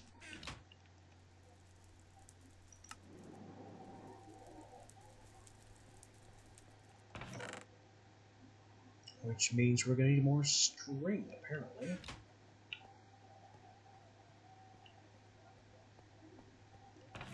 That's okay. I prepared for that.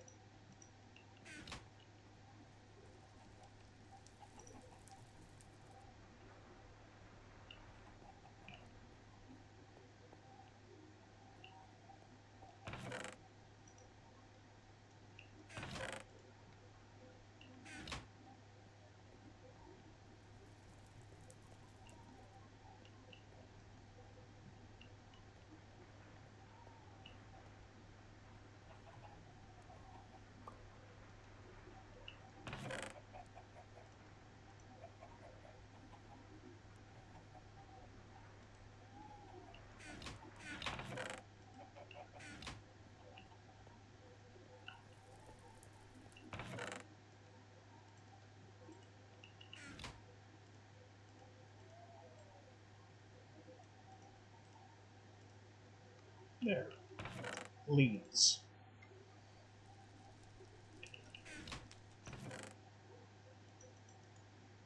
We get our nets ready. Our our soon-to-be employees will need tools.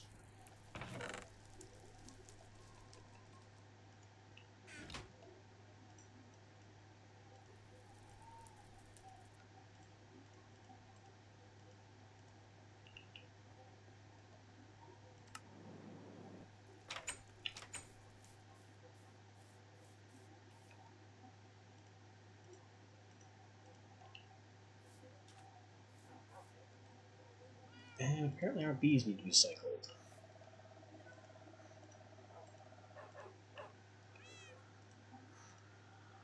I could start analyzing winter. Seems like a good time for it.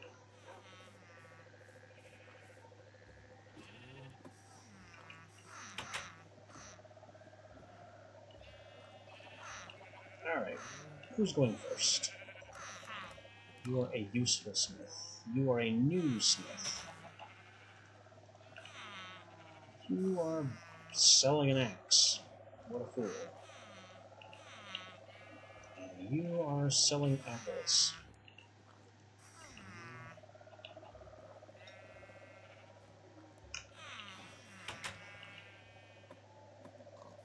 We have our volunteers.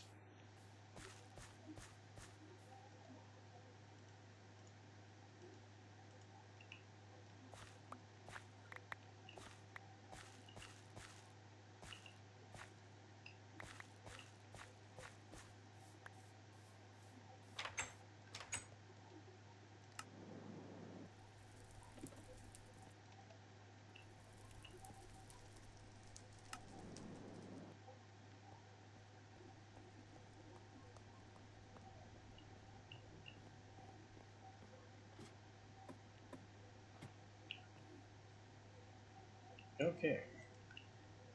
1, and a 2, and a 3.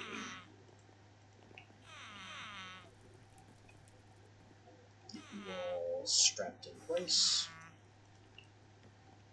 You get a work tool, and you get a work tool, and the one who just picked up a freaking block of stone also needs a work tool, but he's hiding in the corner.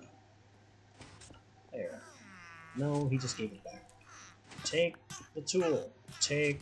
There. Now this guy is going to be an idiot and die.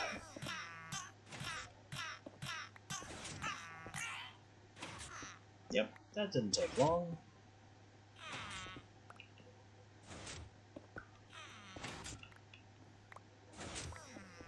That's why I bring them in numbers.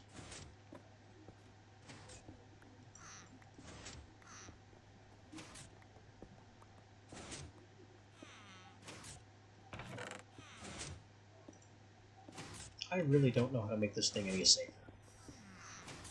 without giving them a way to literally bust out.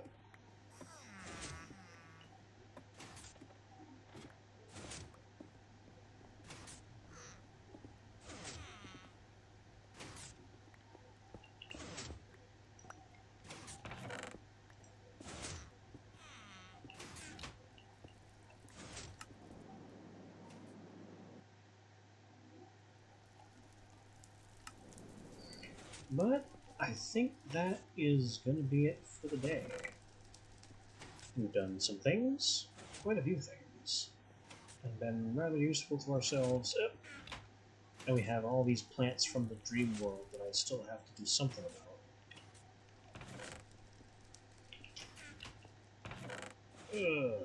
Carrot and potato seeds. They are useless. Regular seeds. They are also useless, but differently. Belladonna, wolfsbane, mandrake, water artichoke. We can hold on to those. We're full on that. Garlic,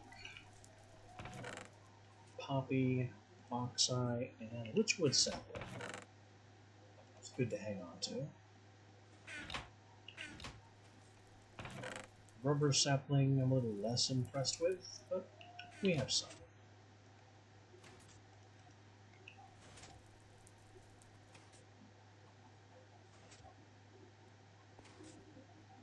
And that's it. I guess that will finally do it. We will continue being and other assorted nonsense next time.